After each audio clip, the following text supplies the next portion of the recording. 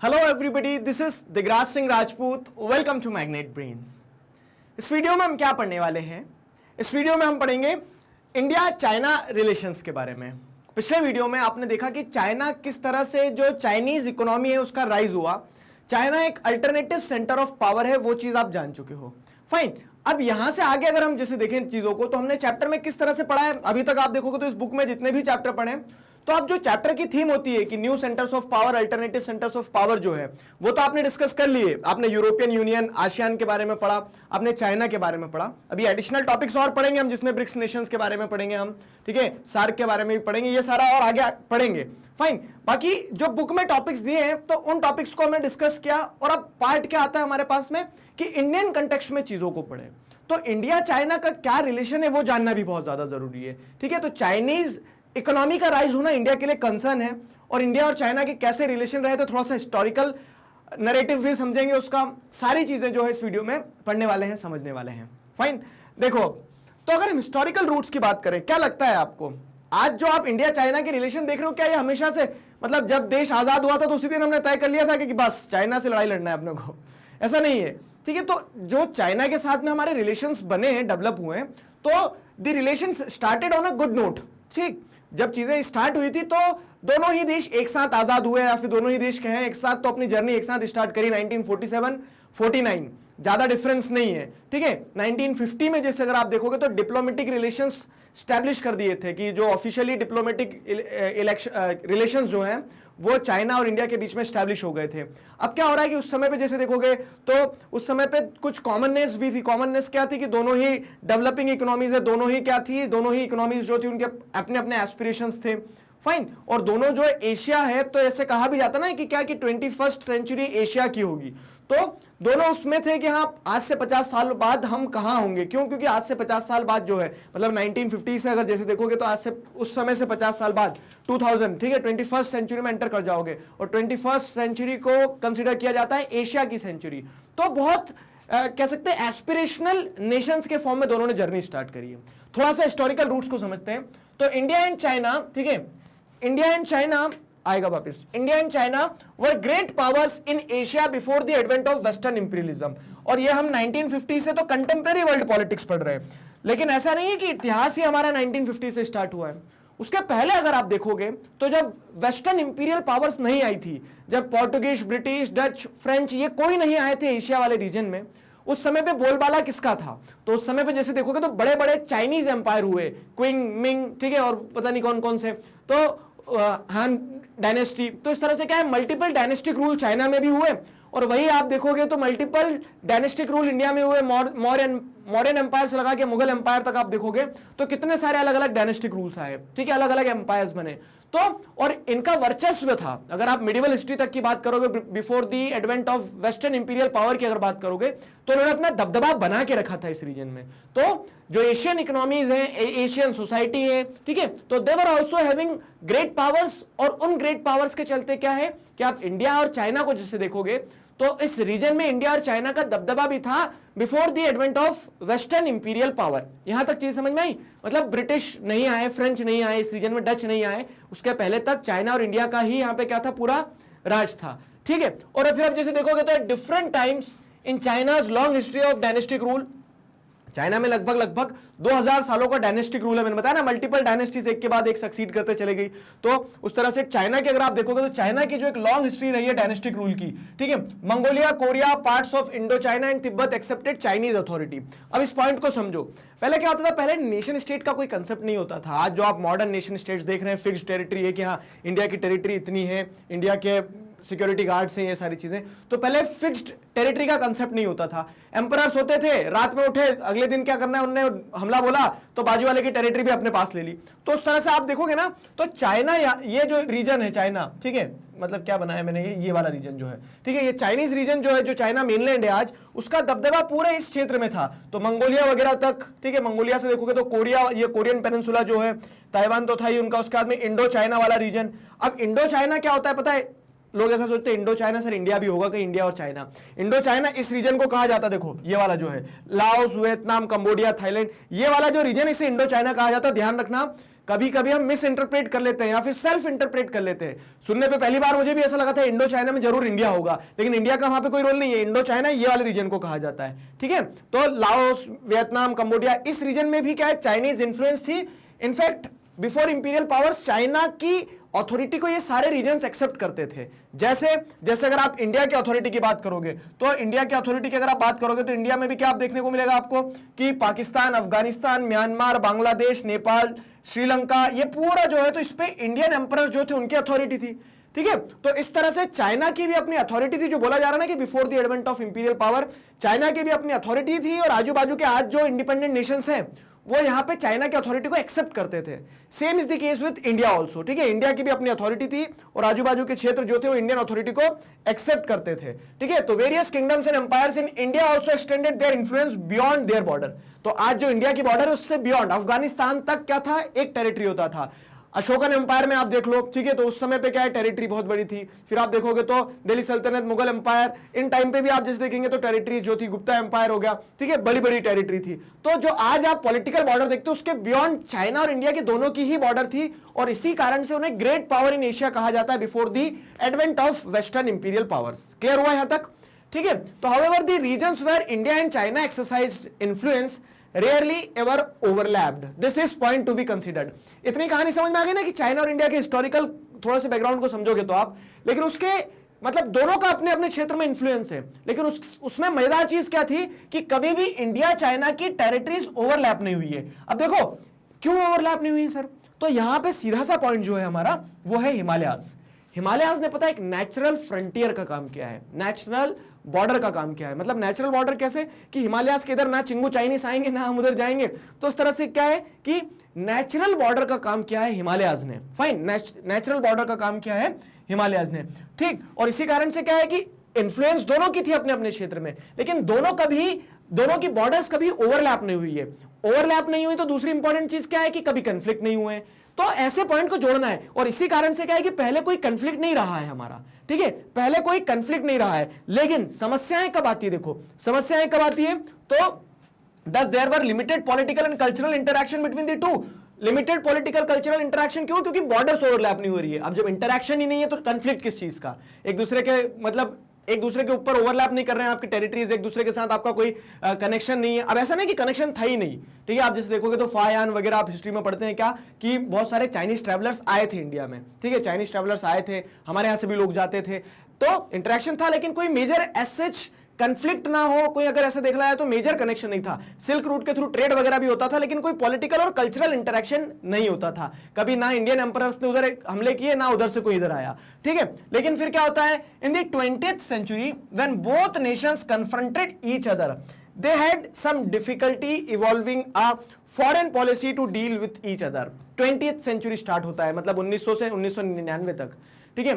तो 1900 से 1999 तक का जो टाइम पीरियड आता है, इस टाइम पीरियड में क्या होता है कि दोनों कंट्रीज इंडिपेंडेंस पा लेती है 47-49। अब क्या हुआ, इंडिपेंडेंस आ गई, मिठाई मिठाई बंटवाओ, वो तो सब हो गया, लेकिन अब दोनों को क्या, अब दोनों सॉवरेन नेशन है, दोनों को आपस में इंटरैक्ट करना था। World was becoming interconnected. तो अब वहां पे अपनी अपनी फॉरेन पॉलिसीज कि हम चाइना के साथ कैसे डील करेंगे, चाइना हमारे साथ कैसे डील करेगा, हमारी जो बॉर्डर्स हैं, तो ब्रिटिश एम्परर मतलब ब्रिटिश एम्पायर जब था, जब ब्रिटिश रूल था तब तो ठीक थी अपनी मतलब जो भी स्थिति थी वो ब्रिटिशर्स निपटा करते थे। लेकिन अब इंडियाज ओन गवर्नमेंट है, उसे अपने बॉर्डर डिस्प्यूट सेटल करना पड़ेंगे। तो जब इंटरैक्शन हुआ इस तरह से, चाइना में भी क्या है, माओ जेडोंग की गवर्नमेंट आ गई थी, तो जब इंटरैक्शन हुआ ना तब क्या हो गया, it was difficult to deal, ठीक है, it was difficult to form foreign policies. तो in the 20th century both nations confronted each other, they had some difficulty evolving a foreign policy to deal with each other, ठीक है, एक दूसरे के साथ deal करने में यहां समस्याएं गई। कैसे समस्या गई, तो देखो मैं आपको कुछ बताता हूं। माओ जेडोंग जो है ना, तो माओ जेडोंग की एक कहानी बताता हूं मैं आपको। वो इंसान ऐसा है कि अगर आप एक बहुत नॉर्मल मतलब जैसे बोलते ना कि यार मैं उसको जानता हूं वो ऐसा है, तो मैं अगर बताऊं बहुत कनिंग इंसान था। माओ जेडोंग की एक पॉलिसी थी, अब पॉलिसी उन्होंने मतलब एक थ्योरी थी, पॉलिसी भी नहीं कहेंगे, एक थ्योरी थी। और थ्योरी थीसिस में क्या होता है, मैं थ्योरी थीसिस कुछ भी बना सकता हूं कि मुझे ऐसा लगता है कि मैं आज से 200 साल पहले इस राजा का बेटा था, तो वो थीसिस होगी ना। तो वैसे ही क्या है कि माओ जेडोंग ने भी कई हिस्टोरिकल पुराने रिकॉर्ड्स को खोदते हुए एक थीसिस अपनी क्या दी, पाम एंड 5 फिंगर वाली थीसिस, ठीक है। तो पाम और 5 फिंगर, तो उसका ये मानना था कि ये चाइना है, चाइना का ये जो पार्ट है तिब्बत, ठीक है, तिब्बत जो ऑटोनॉमी चाह रहा था चाइना से, तो तिब्बत चाइना का पाम हो गया, पाम के बाद में मतलब पाम ही हो गया तिब्बत, उसके बाद में 5 फिंगर, तो इधर अक्साई चीन, नेपाल, भूटान, ठीक है, सिक्किम, अरुणाचल प्रदेश। तो इस तरह से ये क्या है, 5 फिंगर्स हो गई उसकी, ठीक है, तो ये पांचों क्या हो गई, उसकी फिंगर्स हो गई। तो इस तरह से वो आज जैसे आप देखते हो तो क्या क्या क्लेम करता है वो कि अक्साई चीन हमारा है, नेपाल से भी बोलेगा कि एक दिन तुम हमारे हो, ठीक है, सिक्किम, भूटान, अरुणाचल प्रदेश। तो ये पूरे के पूरे 5 रीजन जो है वो पाम से एसोसिएटेड 5 फिंगर मान के चलते हैं, ठीक है। और इसी कारण से क्या है कि माओ जेडुंग की जैसे आप देखोगे तो माओइज्म जो आइडियोलॉजी है उसके चलते क्या है कि चाइनीज अथॉरिटीज जो आज वो डिस्प्यूटेड, यहाँ पे बॉर्डर डिस्प्यूट हमेशा क्यों बना रहता है, तो कहीं ना कहीं आइडियोलॉजिकल बेस रहता है, आप सोचते हो उसी सोच के चलते एक्ट करते हो, तो वो सोच जो है ना वो उनके आइडिया जो उनके सूडो हाइपोथेसिस जो है उसके चलते क्या है, कंफ्लिक्ट एक होता है। खैर coming back to the topic, तो आपको एक हिस्टोरिकल रूट समझ में आई कि क्या है इंडिया चाइना के relations. We started on a good note, ऐसा नहीं है कि जब हमने आजादी मिली तो हमने बहुत ऐसे तलवारें उठा ली थी एक दूसरे के अगेंस्ट में। आप इनफैक्ट देखोगे तो हमने पंचशील एग्रीमेंट साइन किया, ठीक है, हम हिंदी चीनी भाई भाई, ट्यूबलाइट मूवी देखी आपने, उसमें तो जो लड़ाई होने से पहले का सीन था, तो हिंदी चीनी भाई भाई वो उसके दोस्ती करने की कोशिश करता है, ठीक है। तो अच्छे नोट पे हमने स्टार्ट किए थे रिलेशंस, जवाहरलाल नेहरू, माओ जेडुंग, इनका मिलना, दोस्ती, ये सारा सब कुछ था।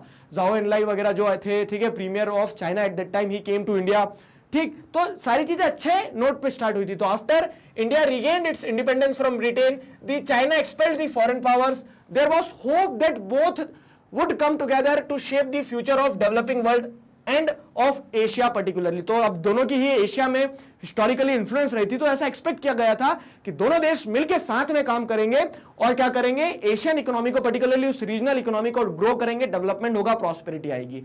And with this came the idea of Hindi चीनी भाई भाई, ठीक है, हिंदी चीनी भाई भाई मतलब चीनी शक्कर वाली नहीं, चीनी चाइनीज, तो मतलब इंडियंस और चाइनीज जो है ब्रदर है, ठीक है, फैटर्निटी वाला रिलेशन यहाँ पे डेवलप हुआ, ठीक है, इस तरह की आइडिया लेके चलते थे, लीडर्स भी इस चीज को क्या करते थे, कोट करते थे।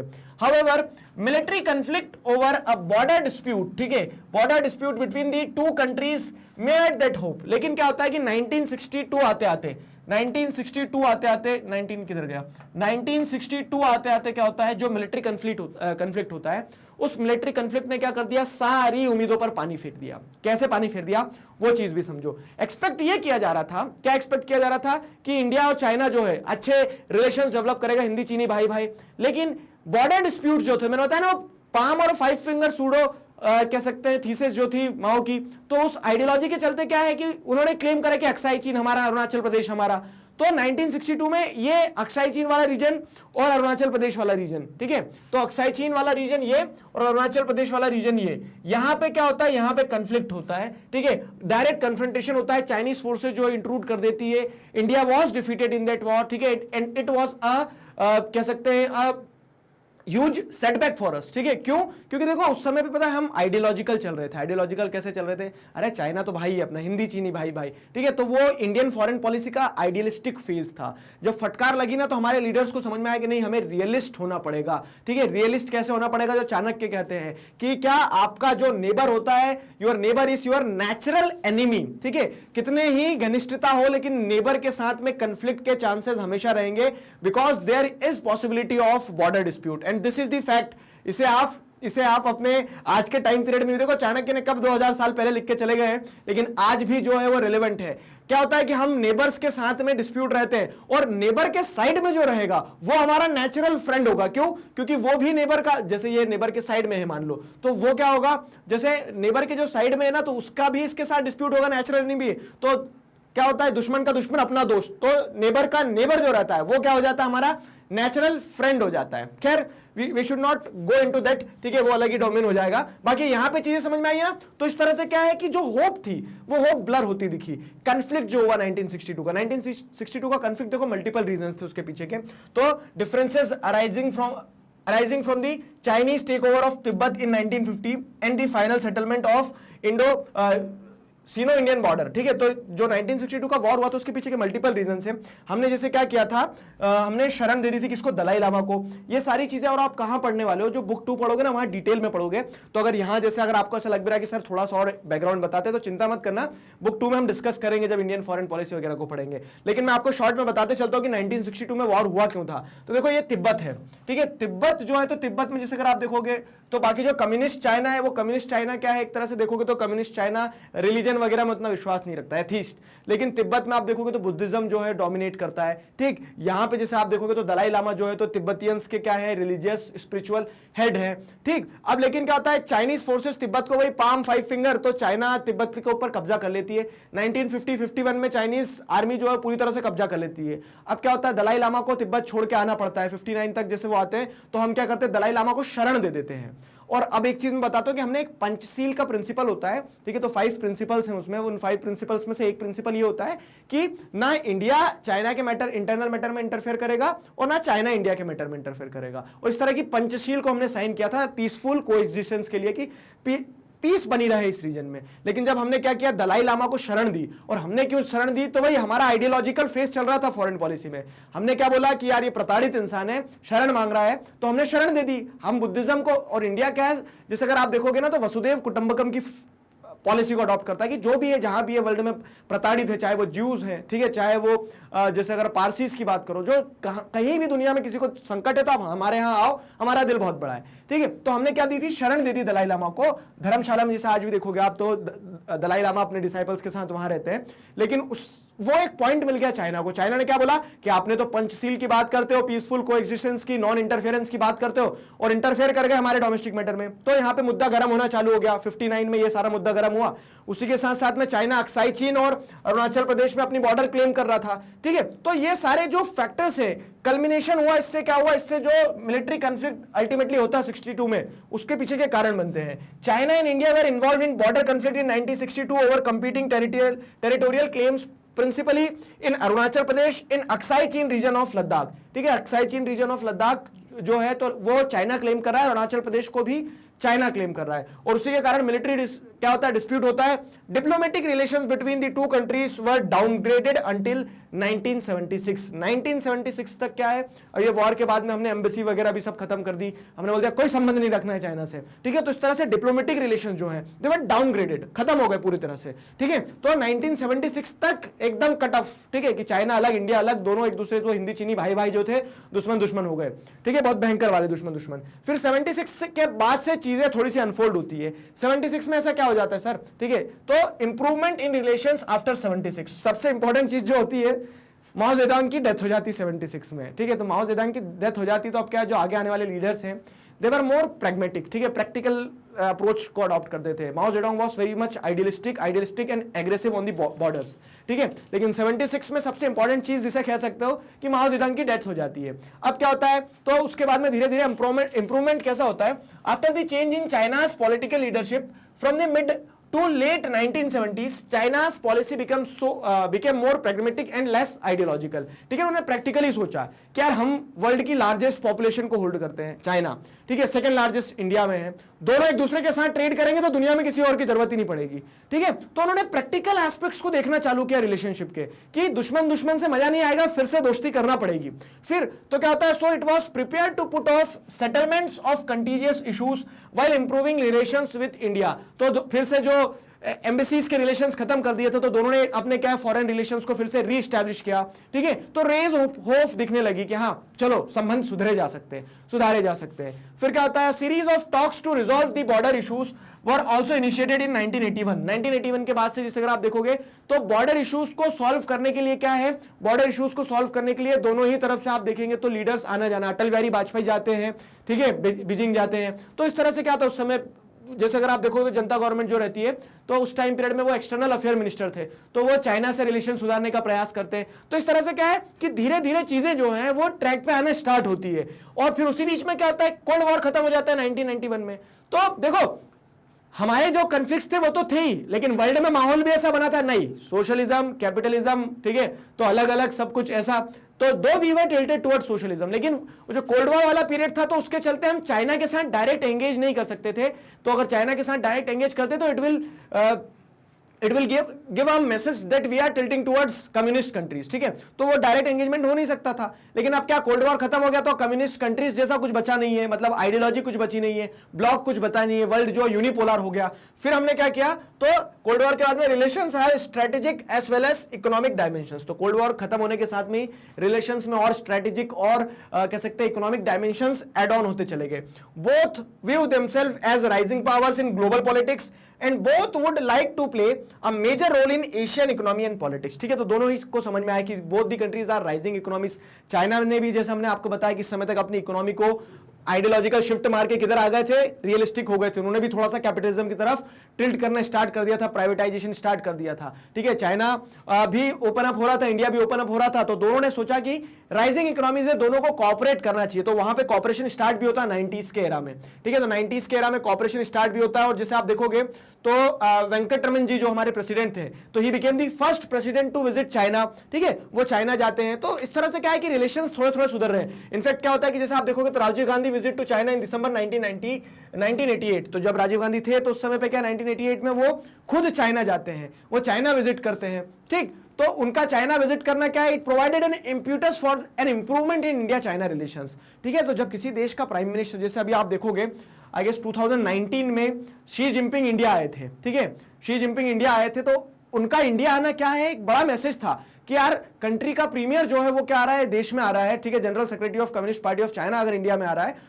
तो उससे पॉसिबिलिटी एक्सपेक्ट की जाती थी कि चीजें सुधरेगी, ठीक है, बदलाव आएंगे रिलेशंस में।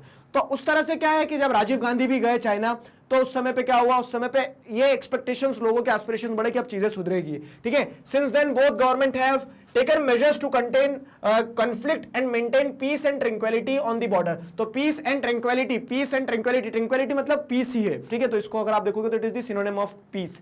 Piece and tranquillity agreement sign किया जाता है, ठीक है। तो जिसके चलते क्या है कि बॉर्डर डिस्प्यूट जो है, तो उनको बॉर्डर डिस्प्यूट्स को एक तरह से मतलब हार्ड पावर के फॉर्म में हम सेटल नहीं करेंगे, मिलिट्री का यूज नहीं करेंगे, नेगोशिएशंस होंगे। इस चीज को तय किया गया है कि पीसफुल मैनर में बॉर्डर डिस्प्यूट्स को खत्म किया जा सकता है, ठीक है। They have also signed agreements on cultural exchange and cooperation in science and technology and open 4 border post for trade. तो अब देखो क्या है कि ट्रेड के लिए 4 बॉर्डर पोस्ट खोल दी गई है। अब देखो एक सबसे अच्छा एडवांटेज जो मिल जाता है ना इंडिया चाइना रिलेशंस को और एस्केलेट होने से, वो मिल जाता है हिमालयाज बीच में खड़े हैं।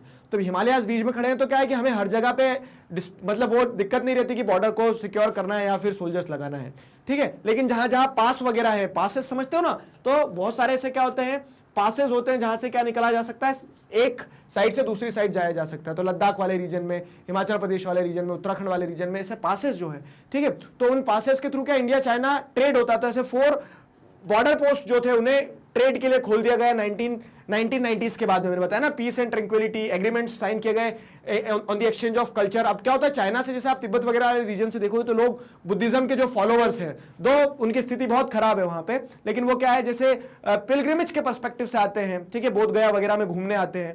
तो वहां पे क्या है, कल्चरल, साइंस एंड टेक्नोलॉजी, इन सारे एक्सचेंज के ऊपर एग्रीमेंट साइन किए गए।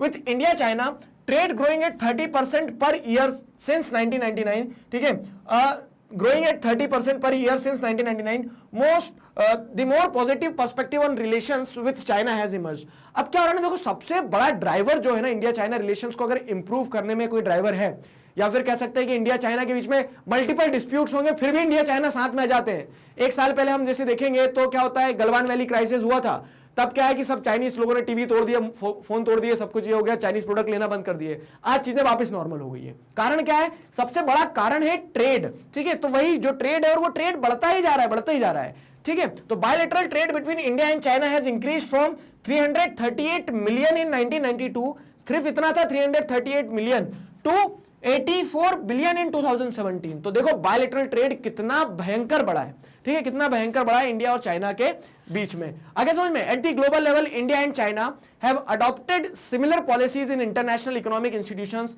Like the World Trade Organization, ठीक है। तो अब क्या होता है, अब एक एडवांटेज जो इंडिया चाइना के पॉजिटिव रिलेशंस का हमें मिल जाता है, वो एक एडवांटेज क्या मिल जाता है, एक सबसे अच्छा एडवांटेज ये मिल जाता है। देखो राजीव गांधी गए थे, ठीक है, राजीव गांधी को ली पेंग जो थे तो उस समय के प्रीमियर थे, उन्होंने इनविटेशन दिया था कि आओ कभी, ठीक है, चाइना, ठीक है। तो इस तरह से फिर राजीव गांधी वहां जाते हैं, वो सारा सब कुछ होता है। जो मैं आपको बता रहा था पॉइंट की एक जो एडवांटेज सबसे बड़ा मिल जाता है ना कि ग्लोबल लेवल पे दोनों ही डेवलपिंग कंट्रीज हैं, तो एट टाइम्स क्या होता है वर्ल्ड ट्रेड ऑर्गेनाइजेशन में जब बात आती है कि डेवलपिंग कंट्रीज के इंटरेस्ट को कैसे सिक्योर किया जाए, डेवलपिंग कंट्रीज के लिए आवाज कैसे उठाया जाए, तो तब दोनों मिलकर आमने सामने खड़े होते हैं, ठीक है। दोनों आमने सामने नहीं, मतलब दोनों साथ साथ खड़े होते हैं और डेवलप्ड नेशन जो है उनके अगेंस्ट में आवाज उठाते हैं। तो eight global level India and China have adopted similar policies in international economic institutions like world trade organisations. They have always represented the developing Nations. तो एक एडवांटेज मिल जाता है।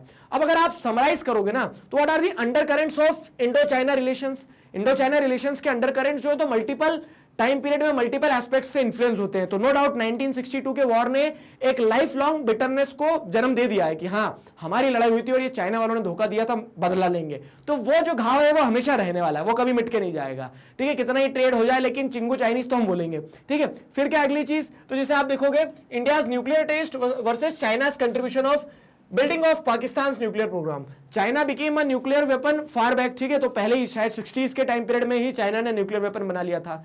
अब क्या है, चाइना ने न्यूक्लियर वेपन बना लिया तो हम वैसे ही घबरा गए थे।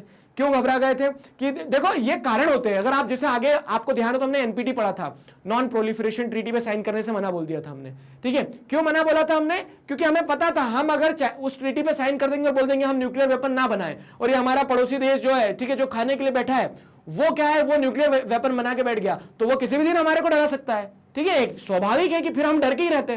तो हमारा न्यूक्लियर टेस्ट जो था, हमारा न्यूक्लियर टेस्ट करना बहुत ज्यादा जरूरी था। तो पोखरण 1 पोखरण 2 जो है तो one of the major reason behind that was that China was a nuclear weapon. और चाइना की हेजेमनी को अगर चेक करना है एशियन रीजन में तो हमें क्या करना होगा, हमें अब न्यूक्लियर वेपन को एक्वायर करना होगा। वो हमने किया और चाइना ने ये सोचा कि यार इंडिया ने भी न्यूक्लियर वेपन एक्वायर कर लिया, तो चाइना ने किसको सपोर्ट किया, पाकिस्तान को। बोला कि तुम भूखे मर जाओ लेकिन न्यूक्लियर वेपन जरूर बनाओ। तो इस तरह से क्या है, खाने के लाले थे पाकिस्तान के लेकिन फिर भी उन्होंने न्यूक्लियर प्रोग्राम को अडॉप्ट किया। क्यों, क्योंकि चाइना मदद कर रहा था, चाइना मदद कर रहा था। तो आप जैसे देखोगे ना तो यहां तक गले तक डूबा हुआ है पाकिस्तान भी चाइना के कर्ज के तले, ठीक है। और एक तरह से क्या है, चाइना उसको एडवांटेज एक प्यादे की तरह इस्तेमाल करता है इंडिया के अगेंस्ट में, नो डाउट, ठीक है। तो these are the undercurrents of Indo China relations which you have to focus on. फिर क्या है, China's military relations with Bangladesh and Myanmar were viewed as hostile to Indian interest in South Asia. देखो यहां पे क्या है, 2 नाम और ऐड कर लो, ठीक है। और ये 2 नाम तो होना चाहिए थे बुक में लेकिन हमारी बुक पुरानी है, अब क्या करें, नेपाल प्लस श्रीलंका, ठीक है।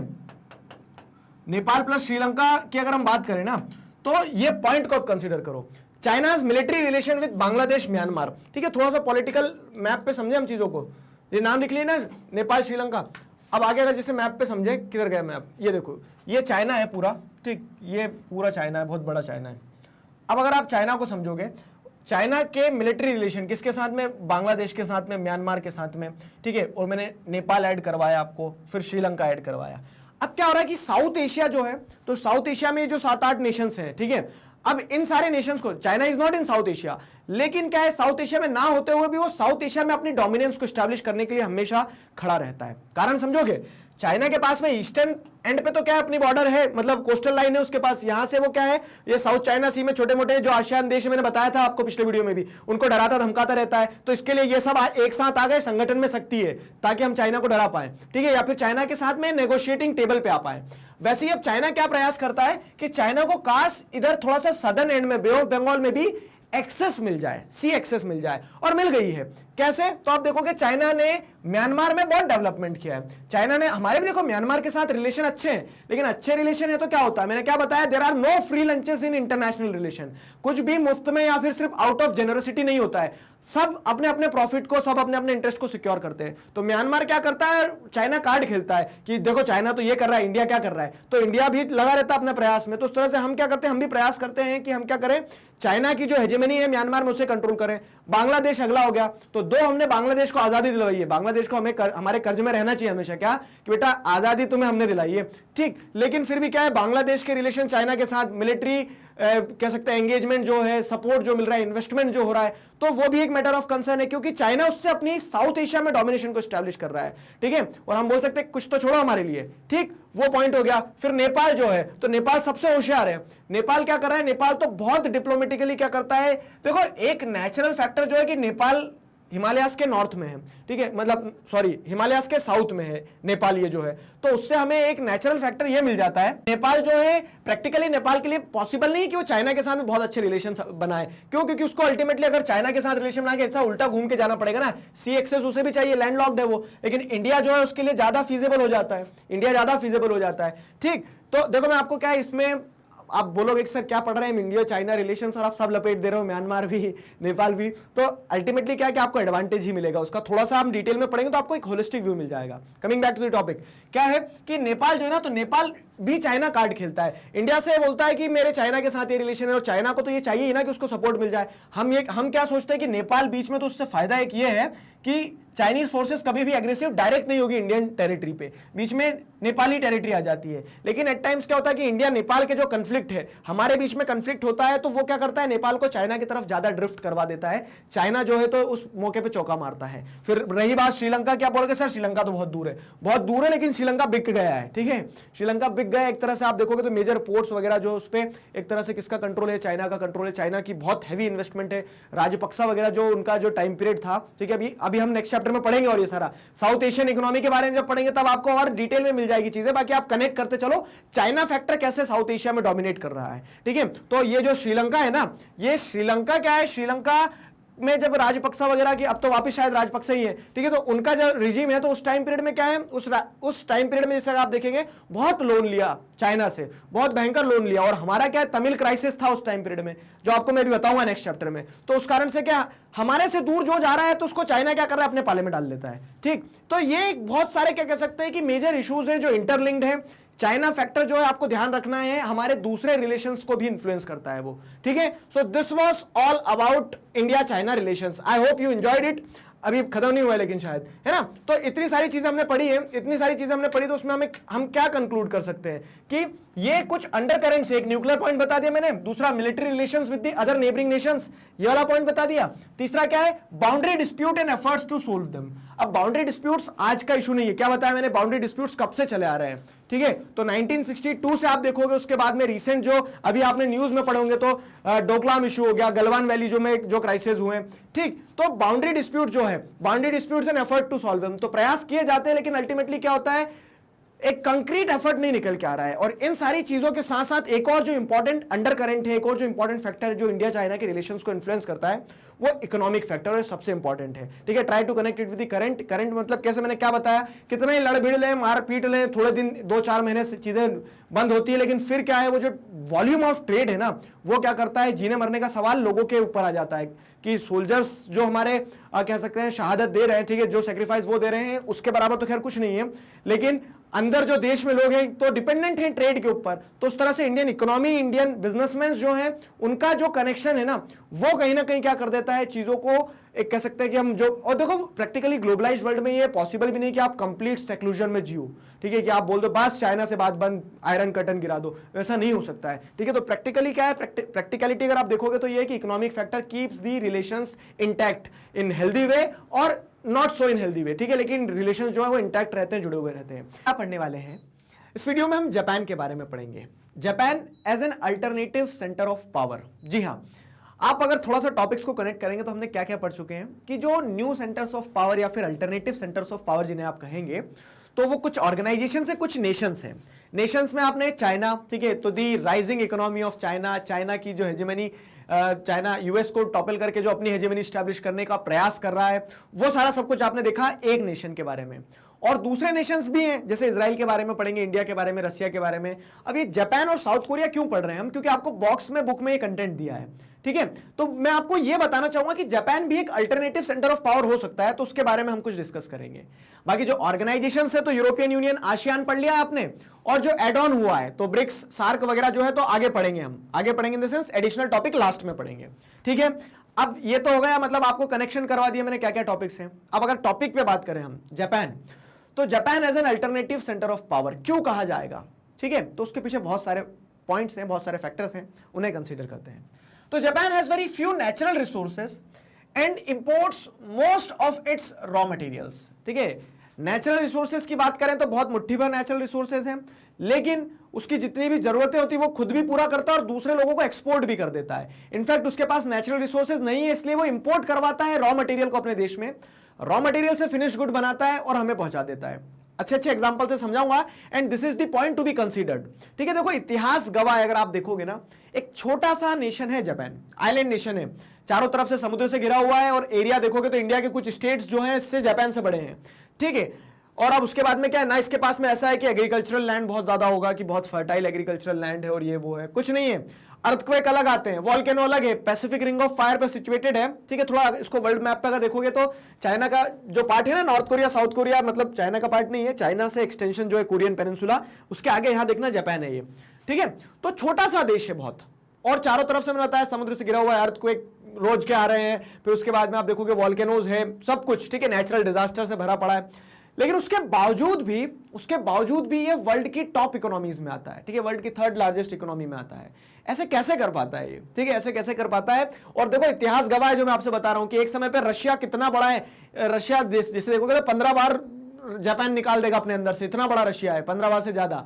लेकिन उस रशिया को रूसो जापानीज वॉर जो हुए थे उसमें जापान ने पटक दिया। ठीक है, तो बहुत पुरानी बात है, 1914 आई गेस शायद। ठीक है, 1904, 14 या 4 डेट में मत जाना, बस इतना बताना है कि जापान और रशिया जो है उनकी लड़ाई होती है तो रशिया को हरा दिया जापान ने। बताओ, चाइना का जो मंचूरिया है, ठीक है, मतलब मंचूरिया चाइना में जगह है, तो जो मंचूरिया वाला पार्ट है तो वहां पे क्या करके रखा, इसने कब्जा करके रखा था वर्ल्ड वॉर 2 के टाइम पीरियड में।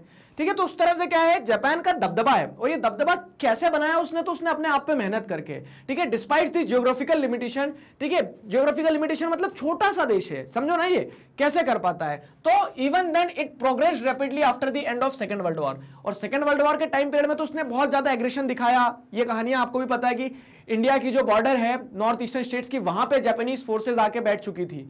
ठीक है, सुभाष चंद्र बोस ने सब पूरा व्यवस्था करके रखी थी कि ब्रिटिशर्स को भगाना है, तो जापान के साथ हमने हाथ मिलाया था। क्लियर? खैर, वो सारी चीजों से अगर ऊपर उठे तो देखें तो उन सारी चीजों के बावजूद भी सेकेंड वर्ल्ड वॉर में 2 एटॉमिक बम जो है वो इसके ऊपर गिराए गए हैं। ठीक है, हिरोशिमा नागासाकी के जो इंसिडेंट हुए, तो एकमात्र देश जिसने क्या किया है, एटम बम की मार को सहन किया है। ठीक है, न्यूक्लियर वेपन का एक्सपेरिमेंट ही इसके ऊपर हुआ, एक बार हुआ और आखिरी बार हुआ, जिससे पूरी दुनिया डरी हुई है, वो बेचारे जापान ने सफर किया। इन सारी ऑड्स के बावजूद भी जिस तरह से वो ग्रो करा है, ठीक है, जिस तरह से वो ग्रो करा है, तो वो हमें सोचने पे मजबूर करता है कि yes, Japan can be a alternative source of power, a new centre of power. ठीक है, ये सारी चीज मजबूर करती है। तो Japan became a member of Organisation of for Economic Cooperation and Development in 1964। अब देखो 1964 में जो हम OECD का मेंबर बना रहे हैं, तो इकोनॉमिक डेवलपमेंट के लिए जो वर्ल्ड के सारे नेशंस मिलकर एक ऑर्गेनाइजेशन बनाते हैं, उसका पार्ट है। ठीक है, फॉर श्योर अब OECD को ज्वाइन करता है तो जापान का ऑब्जेक्टिव क्या है कि वो अपनी इकोनॉमिक ग्रोथ को एस्पायर कर रहा है। ठीक, तो इन 2017 it is the third largest economy in world.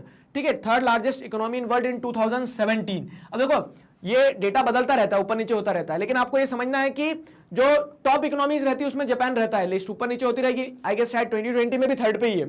ठीक है, तो थर्ड लार्जेस्ट इकोनॉमी है। और अगर आप वर्ल्ड पॉलिटिक्स को अभी इतना समझ चुके हो इतने चैप्टर्स पढ़ने के बाद में कि इकोनॉमिक पावर है आपके पास में, तो it add ons to your power. ठीक है, आप अगर इकोनॉमिकली हेजिमन हो एक, तो आप अल्टीमेटली हार्ड पावर भी बन जाओगे, आप अल्टीमेटली क्या है, आपके स्ट्रक्चरल पावर भी बढ़ जाएगी। और वो जापान के केस में सूट होता है, समझाऊंगा कैसे। तो जापान की इकोनॉमी बहुत मजबूत है। जो मैंने आपको बताया ना, क्या करा, it imports most of its raw material. Japan में स्टील जो बनता है वो बहुत उम्दा क्वालिटी का स्टील बनता है, लेकिन खुद के पास रॉ मटेरियल नहीं है। ठीक है, तो क्या होता है, जैसे इंडिया देखोगे आप, इधर इंडिया है तो इंडिया से उड़ीसा वगैरह से जिसे हम देखते हैं, तो पूरा का पूरा स्टील का ओर जो है, क्या होता है, स्टील का मतलब आयरन ओर जो हो गया। ठीक है, एल्यूमिनियम की बात करेंगे तो बॉक्साइट ओर जो हो गया, पूरा एक्सपोर्ट करता है जापान, मतलब अपनी कंट्री में इंपोर्ट करवाता है। ठीक है, कैसे, तो इंडिया हो गया और ऐसे दूसरे स्टेट से, अफ्रीका से इंपोर्ट करवाता है। इंपोर्ट के चार्जेस जोड़ने के बावजूद भी, वो प्रोसेसिंग के चार्जेस जोड़ने के बावजूद भी एक्सपोर्ट स्टील हमें ही बेच देता है। और ठीक है, तो उसकी इंडस्ट्रियल एफिशिएंसी जो है बहुत अच्छी है, और ये इस कारण है क्योंकि वहां का ह्यूमन डेवलपमेंट बहुत तेज है। ठीक है, ह्यूमन डेवलपमेंट बहुत अच्छा हुआ है। Fine, it is the only Asian member of G7। और G7 नेशंस जो है, G7 क्या है, तो देखो ग्रुप ऑफ 7 जो है, तो ये मेजर पावर ब्लॉक्स हैं, मेजर पावर ब्लॉक्स है जो कहीं ना कहीं कह सकते हैं कि कैपिटलिस्ट वर्ल्ड के। अच्छा, एक चीज सुनो कि बम गिरा दिया हिरोशिमा नागासाकी के ऊपर, लेकिन उसके बाद से दोस्ती भी बहुत गहरी है। तो जापान और USA बहुत स्ट्रॉन्ग अलाइज है। ठीक है, बहुत स्ट्रॉन्ग अलाइज है। और इनफैक्ट क्या है, अब ये G7 देखोगे तो G7 में देश कौन कौन से देखो, तो जो सिक्योरिटी काउंसिल के 5 परमानेंट मेंबर है ना, कौन कौन से सिक्योरिटी काउंसिल के 5 परमानेंट मेंबर, जैसे हम देखें फ्रांस हो गया, ठीक है, फ्रांस के बाद में हम देखेंगे तो यूनाइटेड किंगडम हो गया, यूएसए हो गया, ठीक, यूएसए हो गया। उसके बाद में जो रशिया और चाइना है ना, तो रशिया और चाइना G7 का मेंबर नहीं है। क्यों? क्योंकि G7 बनाया ही उस सोच के साथ में कि कैपिटलिस्ट नेशन रहे, कम्युनिज्म को कर्टेल करने के लिए G7 का ग्रुप बनाया गया। तो ये ध्यान रखना कि कौन कौन है G7 में, कौन नहीं है, ये सारे क्वेश्चन कॉम्पिटिटिव्स में इंपॉर्टेंट हो जाते हैं, एक क्लैरिटी रहना चाहिए आपको, बड़ी बड़ी ऑर्गेनाइजेशंस कौन कौन सी है। तो G7 में फ्रांस है, यूनाइटेड किंगडम है, यूएसए है, ठीक है। अब 2 गए ना, तो 2 की जगह कौन आ गए नए, तो एक जापान को ले लो आप, ठीक है, Japan the friend of USA, एक जापान है और इटली भी है, ठीक है। अब इटली को क्यों डाल के रखा पता नहीं, कोई इतना पावरफुल इकोनॉमिकली और वो नहीं देखेंगे हम, लेकिन फिर भी रिलेटिवली क्या है, डेवलप्ड कंट्री की कैटेगरी में आ गया। और इटली को जोड़ने के पीछे का कारण है कि इटली, अगर हिस्ट्री देखोगे ना, तो यूरोपियन हिस्ट्री में जो कार्डल ऑफ सिविलाइजेशन है, तो उस तरह से ग्रीस, इटली, इन्हें कंसीडर किया जाता है, ठीक है। ये 5 हो गए, 2 और है अभी, कोई 2 और कौन है, और हाँ, कनाडा है और जर्मनी है, ठीक है। तो एक जर्मनी, अब देखो सारे कैपिटलिस्ट हो गए ना, और कनाडा। अब आप देखेंगे तो इन सब में क्या हो रहा है, इन सब में एशियन नेशन जो है, तो एकमात्र एशिया का जो देश है वो जापान, जो G7 का मेंबर है। ये चीज दर्शाने वाला हूं, ठीक है। क्लियर हो गया ना, वहां पे थोड़ा हौश पौश हो गया, मुझे साफ साफ लिखने की आदत है लेकिन वहां पे जगह ही नहीं थी हमारे पास, ठीक। तो ये G7 हो गया। अब अगली चीज क्या है, G7 के मेंबर्स ध्यान रखना इंपॉर्टेंट हो जाते हैं। अगली चीज और देखोगे तो it is the only Asian member of G7, it is the 11th most populous nation in the world. Despite having a small geographical area, population बहुत भयंकर है यहाँ पे, ठीक है। मोस्ट पॉपुलस सिटी में जैसे अगर आप देखोगे टोक्यो वगैरह आ जाता है, ठीक। उसके बाद में जैसे अगर आप देखोगे तो छोटे एरिया में भी क्या है, बहुत ज्यादा पॉपुलेशन डेंसिटी है और 11th most populated country in the world है। तो ये कुछ पॉइंट्स हैं, ठीक है। पॉपुलेशन भी इसके पास, तो ह्यूमन डेवलपमेंट, और human development is only responsible for the growth of Japan. Japan की अगर ग्रोथ हुई है तो उसमें ह्यूमन डेवलपमेंट का बहुत इंपॉर्टेंट रोल है, ठीक है, वो चीज है। अब फिर क्या है, Japan's rise to power defeating the odds. अब इतने सारे ऑड फैक्टर देखे आपने, बम खाना है, ठीक है, छाती पे बम लिया है इसने, उसके बाद में पॉपुलेशन भी ज्यादा है, जियोग्राफिकल लिमिटेशंस भी है, नेचुरल रिसोर्सेज भी नहीं है, तो डिफीटिंग द ऑड्स मतलब इतने ऑड्स होने के बावजूद भी क्या है, वो एक पावर की तरह इमर्ज हुआ है। तो क्यों हुआ है, कैसे हुआ है, तो Japan is the only nation that suffered the destruction caused by nuclear bombs. It is the second largest contributor of regular budget of UN, ठीक है। तो ऑड्स को डिफीट करते हुए अगर वो पावरफुल हुआ है, तो उसके पीछे का कारण ये है कि क्या है कि उसका ह्यूमन रिसोर्स बहुत डेवलप्ड है, ठीक है। इंडस्ट्रियल डेवलपमेंट बहुत ज्यादा है, इंडस्ट्रियल मैन्युफैक्चरिंग सेक्टर ने उसको मजबूत बनाया है। अब बड़े बड़े ऑटोमोबाइल की बात कर लो आप, ठीक है, तो जैसे टोयोटा वगैरह हो गया, ठीक। उसके बाद में आप देखोगे तो ऑटोमोबाइल के साथ साथ में इलेक्ट्रॉनिक इंडस्ट्रीज जो है, खैर वो साउथ कोरिया में ज्यादा मजबूत देखने को मिलेगी आपको, लेकिन जो कहते हैं ना first mover advantage automobile sector में जापान ने ही लिया है, ठीक है। तो Japan is the only nation that suffer destruction, ये तो बता दिया आपको। और जापान की और पावर कहां समझ में आती है, तो second largest contributor of regular budget of UN. तो यूनाइटेड नेशंस में जो कंट्रीब्यूशन, यूनाइटेड नेशन अब क्या है, कोई देश नहीं है ना, तो उसको पैसा कहां से मिलेगा, तो सारे नेशंस कंट्रीब्यूट करते हैं अपनी अपनी कह सकते हैं कि पोजीशन के हिसाब से, अपनी अपनी पोटेंशियल के हिसाब से। तो यूएस के बाद में जो सेकंड लार्जेस्ट कंट्रीब्यूटर है यूएन का, वो कौन है, जापान है। अब सेकंड लार्जेस्ट कंट्रीब्यूटर है तो नो डाउट उसकी से भी उतनी ही रहती होगी, जितने जितना चंदा दिया, तो ऐसा होता है ना कि किसी ने 1000 रुपए की चंदे की रसीद दी है तो क्या गणेश जी की आरती वो करेगा, तो उस तरह से क्या है कि सेकंड लार्जेस्ट कंट्रीब्यूटर है तो उतना उसका से भी है वहां पे। फिर क्या है, contributing almost 10% of the total budget of United Nations. Japan has a security alliance with US since 1951। यहां पे कुछ इंटरेस्टिंग है, सुनो। बम गिरा दिया 1945 में हिरोशिमा नागासाकी पे, उसके बाद से क्या है, Japan was under the control of USA. जो मिलिट्री डिक्टेटर था जापान का वो खत्म हुआ, ठीक है। मिलिट्री डिक्टेटर बहुत एग्रेसिव था, ठीक है। तो वो जैसे आप देखोगे तो जापान किसके साथ था वर्ल्ड वॉर 2 में, तो जो एक्सिस पावर थी, जर्मनी वाली जो टीम थी, हिटलर वाली टीम के साथ में हो गया। जापान ने वर्ल्ड वॉर 2 में एंट्री कहां से करी, उसने पर्ल हार्बर जो यूएस का जो एक नेवल बेस था पैसिफिक ओशियन में, उसके ऊपर हमला करा, ठीक है। बहुत सारे यूएस सोल्जर्स की डेथ हो गई। यूएस ने बोला कि ईंट का जवाब पत्थर से देंगे, उन्होंने भी बम गिराया अपना, ठीक है। ये सब कुछ हुआ, डिस्ट्रक्शन हो गया, हिरोशिमा नागासाकी पूरी तरह से खत्म हो गए, फाइन। लेकिन अब क्या है, अब वो मिलिट्री डिक्टेटर भी खत्म हो गया, तो जापान किसके अंडर में चले गया, जैसे हमने देखा था कि जर्मनी को हराने के बाद में बांट लिया था ना, तो वैसे ही जापान को भी बांट लिया। अब जापान मोस्टली किसके कंट्रोल में आया, यूएसए के कंट्रोल में। तो यूएसए ने सब अपने पपेट रूलर्स वगैरह को बिठाया, यूएसए ने अपना एडमिनिस्ट्रेशन अपने हिसाब से जमाया, यूएसए ने क्या किया, तो 1952-54 तक यूएसए रहा जापान में ही, ठीक है, यूएस एडमिनिस्ट्रेशन के अंडर में था। और धीरे धीरे जो डेमोक्रेटिक प्रोसेसेस हुई, उनका कॉन्स्टिट्यूशन बनवा के दिया। कॉन्स्टिट्यूशन में एक पॉइंट क्या डलवाया उनने बोला कि सांप फन उठा उसके पहले ही कुचल दो। तो उन्होंने एक प्रोविजन डलवा दिया जापानीज कॉन्स्टिट्यूशन में, the Japanese people forever renounce war as a sovereign right of the nation and the threat to use of force as means of settling international disputes. Army नहीं रखेंगे हम, ठीक है, आर्मी मतलब army नहीं रखेंगे तो बोलेंगे कि सर आर्मी तो आप आगे अगला पॉइंट ये देखोगे कि मिलिट्री बजट भी होता है।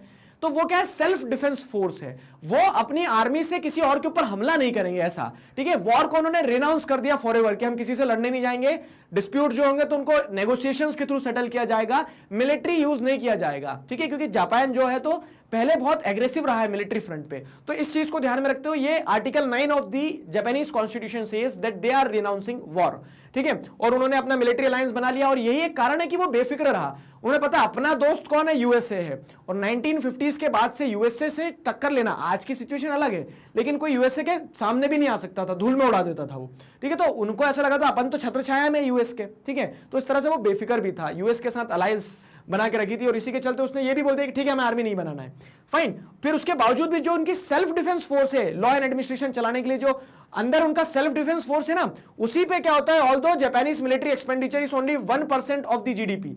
तो अब मिलिट्री एक्सपेंडिचर जो होगा तो 1% ही है, क्योंकि आर्मी तो है नहीं, ठीक है, कोई बहुत ज्यादा उन्हें खर्च नहीं करना है।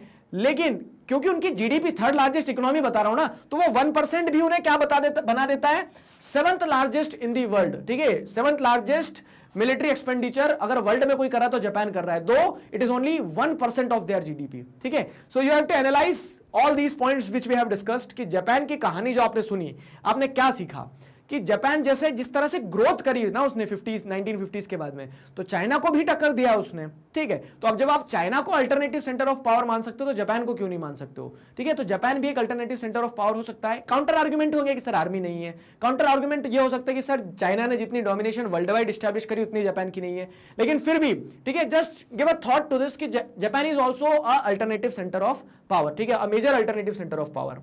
Fine, so this was all about Japan. I hope you enjoyed it. और जापान में क्या है, रोबोट वगैरह बहुत बनाए जाते हैं, तो जैसे एसिमो की अगर हम बात करें, world's most advanced humanoid robot, लेकिन अब क्या है, एसिमो से भी ज्यादा एडवांस्ड कौन आ गया है, तो आप पहचानते हो इन्हें, सोफिया। तो इस तरह से क्या है, वो तो क्या डेवलपमेंट होता रहेगा। तो आप बात कर लो रोबोटिक्स की, आप बात कर लो ऑटोमोबाइल की, ठीक है, आप बात करो इलेक्ट्रॉनिक्स की, तो इन सेक्टर में जो है जापान ने बहुत अच्छा। तो हम क्या पढ़ने वाले हैं इस वीडियो में, हम पढ़ेंगे साउथ कोरिया के बारे में।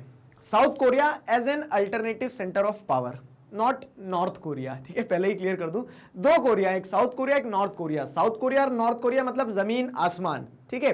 तो दिन और रात इस तरह से डिफरेंट है दोनों, कैसे हैं क्या है, थोड़ी सी हिस्ट्री, ठीक है, कुछ पॉलिटिकल पार्ट, ये सारी चीजें आपको इस वीडियो में समझाने वाला हूं।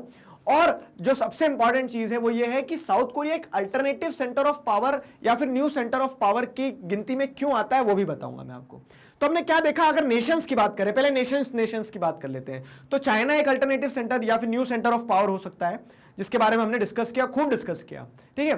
फिर अगर हम बात करें जापान, हमने पिछले वीडियो में पढ़ के आए, साउथ कोरिया हम इस वीडियो में पढ़ रहे हैं। अब देखो जापान और साउथ कोरिया आपको बॉक्स में दिया है, ये तो मैं आउट ऑफ इंटरेस्ट अपने मन से पढ़ा रहा हूं कि यार पढ़ो, समझना चाहिए हमें वर्ल्ड पॉलिटिक्स को थोड़ा सा, ठीक है। और जो सिलेबस में ऐड हुए टॉपिक इंडिया, इजराइल, रशिया, वो हम आगे पढ़ेंगे, ये लास्ट टॉपिक है बुक के चैप्टर का, ठीक है। तो साउथ कोरिया को अगर समझते हैं ना, तो साउथ कोरिया कहां है, सबसे पहला सवाल। देखो साउथ कोरिया कहां है, तो आप चाइना को देखोगे, वही अभी अपन जापान पढ़ के आए पिछले वीडियो में, तो जापान का नेबर, ठीक है, जापान का एकदम नेबर जो है वो कौन है, साउथ कोरिया है, ठीक है। अब साउथ कोरिया इसका मतलब क्या सर, नॉर्थ कोरिया भी है, हाँ नॉर्थ कोरिया भी है। तो आप अगर ज्योग्राफिकली समझोगे ना, तो इसे कोरियन पेनिनसुला कहा जाता है, ठीक है। चाइना के मैप पे देखोगे तो एक ऐसा इस तरह से जो बाहर निकला हुआ हिस्सा है पेनिनसुला जो है, तो उसे कोरियन पेनिनसुला कहा जाता है। कोरियन पेनिनसुला जो है, तो Korean peninsula is divided into north Korea and South Korea. कहानी सुनोगे क्यों ऐसा हुआ ये, चलो कहानी सुनाता हूं मैं एक। क्या होता है ना, 1910, मैंने बताया जापान हमेशा से एग्रेसिव रहा है, तो 1910 का टाइम पीरियड था, जापान ने पूरा कोरिया कब्जे में करके रखा था अपने, मतलब जापान तब सिर्फ वो छोटा सा आइलैंड नहीं था, जापान की टेरिटरी इधर उधर, कहीं चाइना में हिस्सा, कहीं रशिया में हिस्सा, इस तरह से बटी हुई थी। तो जापान ने इस कोरिया को भी अपने कब्जे में करके रखा था। 1910 से 1945 तक आजादी की तड़प में बेचारा कोरिया बैठा रहा। अब क्या होता है, 1945 में जब जापान हारता है ना वर्ल्ड वॉर 2 में जापान हार गया। जापान के हार के साथ में ही क्या होता है कि जैसा जर्मनी में हुआ था, ध्यान करो, जर्मनी में क्या हुआ था कि जीतने वाले जो देश थे, जो अलाइज पावर थे ना, तो अलाइज पावर ने बांटा था टेरिटरीज को। तो वैसे ही यहां पे देखोगे ना, तो पैसिफिक ओशियन में जो जो टेरिटरी जीती थी अलाइज पावर ने, तो एक्सिस पावर कौन था? जापान। जापान हारने वाली टीम में था। तो जापान की जो टेरिटरी थी उस समय कोरिया जापान का था, तो उस तरह से क्या है, कोरिया को भी बांट लिया। ठीक है, जीतने वाली टीम कौन कौन थी? यूएसए थे, ब्रिटेन थे, फ्रांस थे, रशिया था। ठीक है, अलाइज पावर थे। तो यहां पे जो बंटवारा होता तो यूएसए और रशिया टेरिटरी रख लेते हैं। जैसे जर्मनी में सबने मिलकर रखा था, यूएसए ने भी, रशिया ने भी, मतलब जो उस समय यूएसएसआर था। ठीक है, तो सबने मिलकर रखा था। लेकिन पैसिफिक ओशियन में जो कोरिया था और जापान था, तो पूरा जापान और साउथ कोरिया, इतना हिस्सा किसके पास चले गया था? इतना हिस्सा यूएसए के पास चले गया था। और ये जो नॉर्थ का पार्ट था ना, कोरियन पेनिनसुला का, ये नॉर्थ का पार्ट यूएसएसआर ने रख लिया था। ठीक है, हिस्ट्री समझ में आ गई ना? तो वर्ल्ड वॉर 1 के बाद में, वर्ल्ड वॉर 2 के एंड में क्या होता है? वर्ल्ड वॉर 2 के एंड में जो डिवीजन होता है, जो विक्टोरियस पावर्स रहती है, तो वो जब डिवाइड करती है टेरिटरीज को, तो नॉर्थ कोरिया यूएसएसआर को मिल जाता है और साउथ कोरिया मिल जाता है किसको? यूएसए को। और इसको अंदर की बात समझोगे तो ये हो गया मतलब क्या? कम्युनिस्ट, और ये हो गया कैपिटलिस्ट, क्योंकि उन कंट्री जो कंट्रोल कर रही थी उनकी जो गवर्नमेंट है। अब क्या देखो, कॉमन गवर्नमेंट को स्टैब्लिश नहीं हुई थी कि कॉमन गवर्नमेंट बना दे, और उल्टा हुआ क्या कि कोल्ड वॉर राइवलरी थी, तो उसके चलते यूएसएसआर अपना पूरा इंफ्लुएंस जमा रहा था और यहां पे यूएसए अपना पूरा इंफ्लुएंस जमा रहा था। एक और मजे की बात जानोगे कि इधर नॉर्थ कोरिया की टेरिटरी किसके साथ जुड़ी हुई है? चाइना के साथ में। और चाइना क्या है? कम्युनिस्ट। रशिया क्या है? कम्युनिस्ट। तो उन्होंने बोल के रखा ये तो हमारा भैया, मतलब जैसे हाथ है पूरा तो ये उंगली का नाखून है। ठीक है, ये तो जोड़े रखना है। तो नॉर्थ कोरिया में हार्डकोर कम्युनिस्ट पार्टीज को स्टैब्लिश कर दिया, डिक्टेटरशिप। पहचानते हो अंकल को? ठीक है, तो नॉर्थ कोरिया आज भी कुख्यात रूप से जाना जाता है। तो वो उसी समय से जो अथॉरिटेरियन सिस्टम, जो कम्युनिस्ट सिस्टम स्टैब्लिश हुआ, तो वह चले आ रही है कहानी। ठीक है, मोमोस। तो अब यहां पे अगर आते हैं हम वापस, तो इतनी कहानी समझ में आ गई आपको, हिस्ट्री। अब अगर हम बात करते हैं कि ये साउथ कोरिया जो है, देखो नॉर्थ कोरिया तो हमारी पिक्चर में से चले गया, अथॉरिटेरियन, नॉन डेमोक्रेटिक, और कह सकते हैं कोई इकोनॉमिक ग्रोथ भी उतना ज्यादा नहीं है। बाकी जो साउथ वाला हिस्सा जो यूएसए के कंट्रोल में था, अब क्या होता है, धीरे धीरे उसको आजादी मिलती है। मतलब यूएसए क्या करता है, वहां पे डेमोक्रेटिक सेटअप जमा देता है पूरा, वहां डेमोक्रेटिक गवर्नमेंट आता है, इकोनॉमिक ग्रोथ होती है, ये सारा सब कुछ होता है। ठीक है, तो अगर जैसे अगर हम समझें तो हिस्ट्री ऑफ कोरियन पेनिनसुला, वो हिस्ट्री मैंने आपको समझा दी है। The Korean peninsula was divided into South Korea, South Korea को रिपब्लिक ऑफ कोरिया कहा जाता है, एंड नॉर्थ कोरिया, ठीक है, तो Democratic People's Republic of Korea, और दोनों अलग अलग है। ठीक है, तो जैसा चाइना के केस में कंफ्यूजन था वैसा नहीं है, यहाँ पे समझ में आता है। नॉर्थ कोरिया मतलब रिपब्लिक ऑफ कोरिया है, एंड मतलब जो साउथ कोरिया वो रिपब्लिक ऑफ कोरिया, और नॉर्थ कोरिया जो है तो Democratic People's Republic of Korea है, तो किम जोंग उन वाला वो है। फिर क्या होता है, at the end of second world war along the 38th parallel, तो 38th पैरेलल, अब ये देखो 38th पैरेलल, 17th पैरेलल, ये क्या होते हैं पैरेलल? तो इसमें इतना रॉकेट साइंस कुछ नहीं है। जो डिग्री होती है ना, जैसे ग्लोब है, तो ग्लोब में हम 0 डिग्री, 1 डिग्री, 2 डिग्री, 3 डिग्री, ठीक है, तो वो जो 38 डिग्री है ना, वो 38 डिग्री नॉर्थ कोरिया और साउथ कोरिया को डिवाइड करता है, तो उसको क्या कह देते हैं, 38th पैरेलल जो है वो नॉर्थ कोरिया साउथ कोरिया को डिवाइड कर रहा है। ये ध्यान रखना है आपको। ठीक है, एक होमवर्क दें आपको तो बताना कि नॉर्थ अंडमान और साउथ अंडमान के बीच से कौन सा पैरेलल लिखना है। शायद मैंने अभी बता भी दिया गलती से, तो आप वो कमेंट सेक्शन में बताएंगे कि which parallel, which degree separates North Andaman and South Andaman. ठीक है, अंडमान निकोबार आइलैंड जो हमारे वो। फिर अगर हम बात करते हैं तो the Korean war during 1950 to 53 and the dynamics of the Cold War era further intensified the rivalry between the two sides। वही बताई थी मैंने आपको पूरी कहानी कि जो कोल्ड वॉर पीरियड रहा उस समय पे राइवलरी और बढ़ती चलेगी दोनों पावर्स के बीच में, और वो बढ़ती राइवलरी जो थी, तो उस बढ़ती राइवलरी का नतीजा क्या निकला कि एक तरह से आप देखोगे तो साउथ कोरिया जो कि डेमोक्रेटिक था, कैपिटलिस्ट था, वो ग्रो कर गया, नॉर्थ कोरिया ग्रो नहीं कर पाया, और उनके बीच में जो कह सकते हैं राइवलरी वो हमेशा के लिए बनी रह गई है। ठीक है, यहाँ डेमोक्रेटिक सिस्टम है, वहां डिक्टेटरशिप है। ठीक, ये समस्या है, और उसी के चलते क्या बनती नहीं है। इनफैक्ट आप ऐसा न्यूज में पढ़ा भी होगा कि ओलंपिक के कुछ प्लेयर्स थे, उन्होंने साथ में फोटो खिंचवा ली, तो यहाँ जो डिक्टेटर है उसने क्या किया, पनिश किया प्लेयर्स को। तो इस तरह से क्या है, यहाँ बहुत अथॉरिटेरियन सिस्टम है नॉर्थ कोरिया में, तो उतना ज्यादा क्या है फ्रेंडली रिलेशंस नहीं है। लेकिन फिर क्या है कि आप जैसे देखोगे तो एट टाइम्स क्या होता है कि नेगोशिएशंस होते हैं, तो आपको ये भी पिक्चर्स देखने को मिलेगी, न्यूज देखने को मिलेगी कि नॉर्थ कोरिया और साउथ कोरिया के लीडर्स जो है वो आपस में मिल रहे हैं, मीटिंग्स हो रही है। ठीक है, तो दोनों चीजें चल रही है। फिर क्या होता है, both the Korea's finally became member of UN on 17 सितंबर 1991। तो 17 सितंबर 1991 में दोनों यूएन के मेंबर बन जाते हैं। इस तरह से यूएन की मेंबरशिप लेने के बाद में क्या होता है, और यूएन बॉडी जो है वो क्या होती है, स्ट्रेंथन होती है। फाइन, फिर आगे बढ़ते हैं अगर और हम, तो South Korea emerged as a centre of power in Asia between 1960s and 1980s। It rapidly developed into an economic power.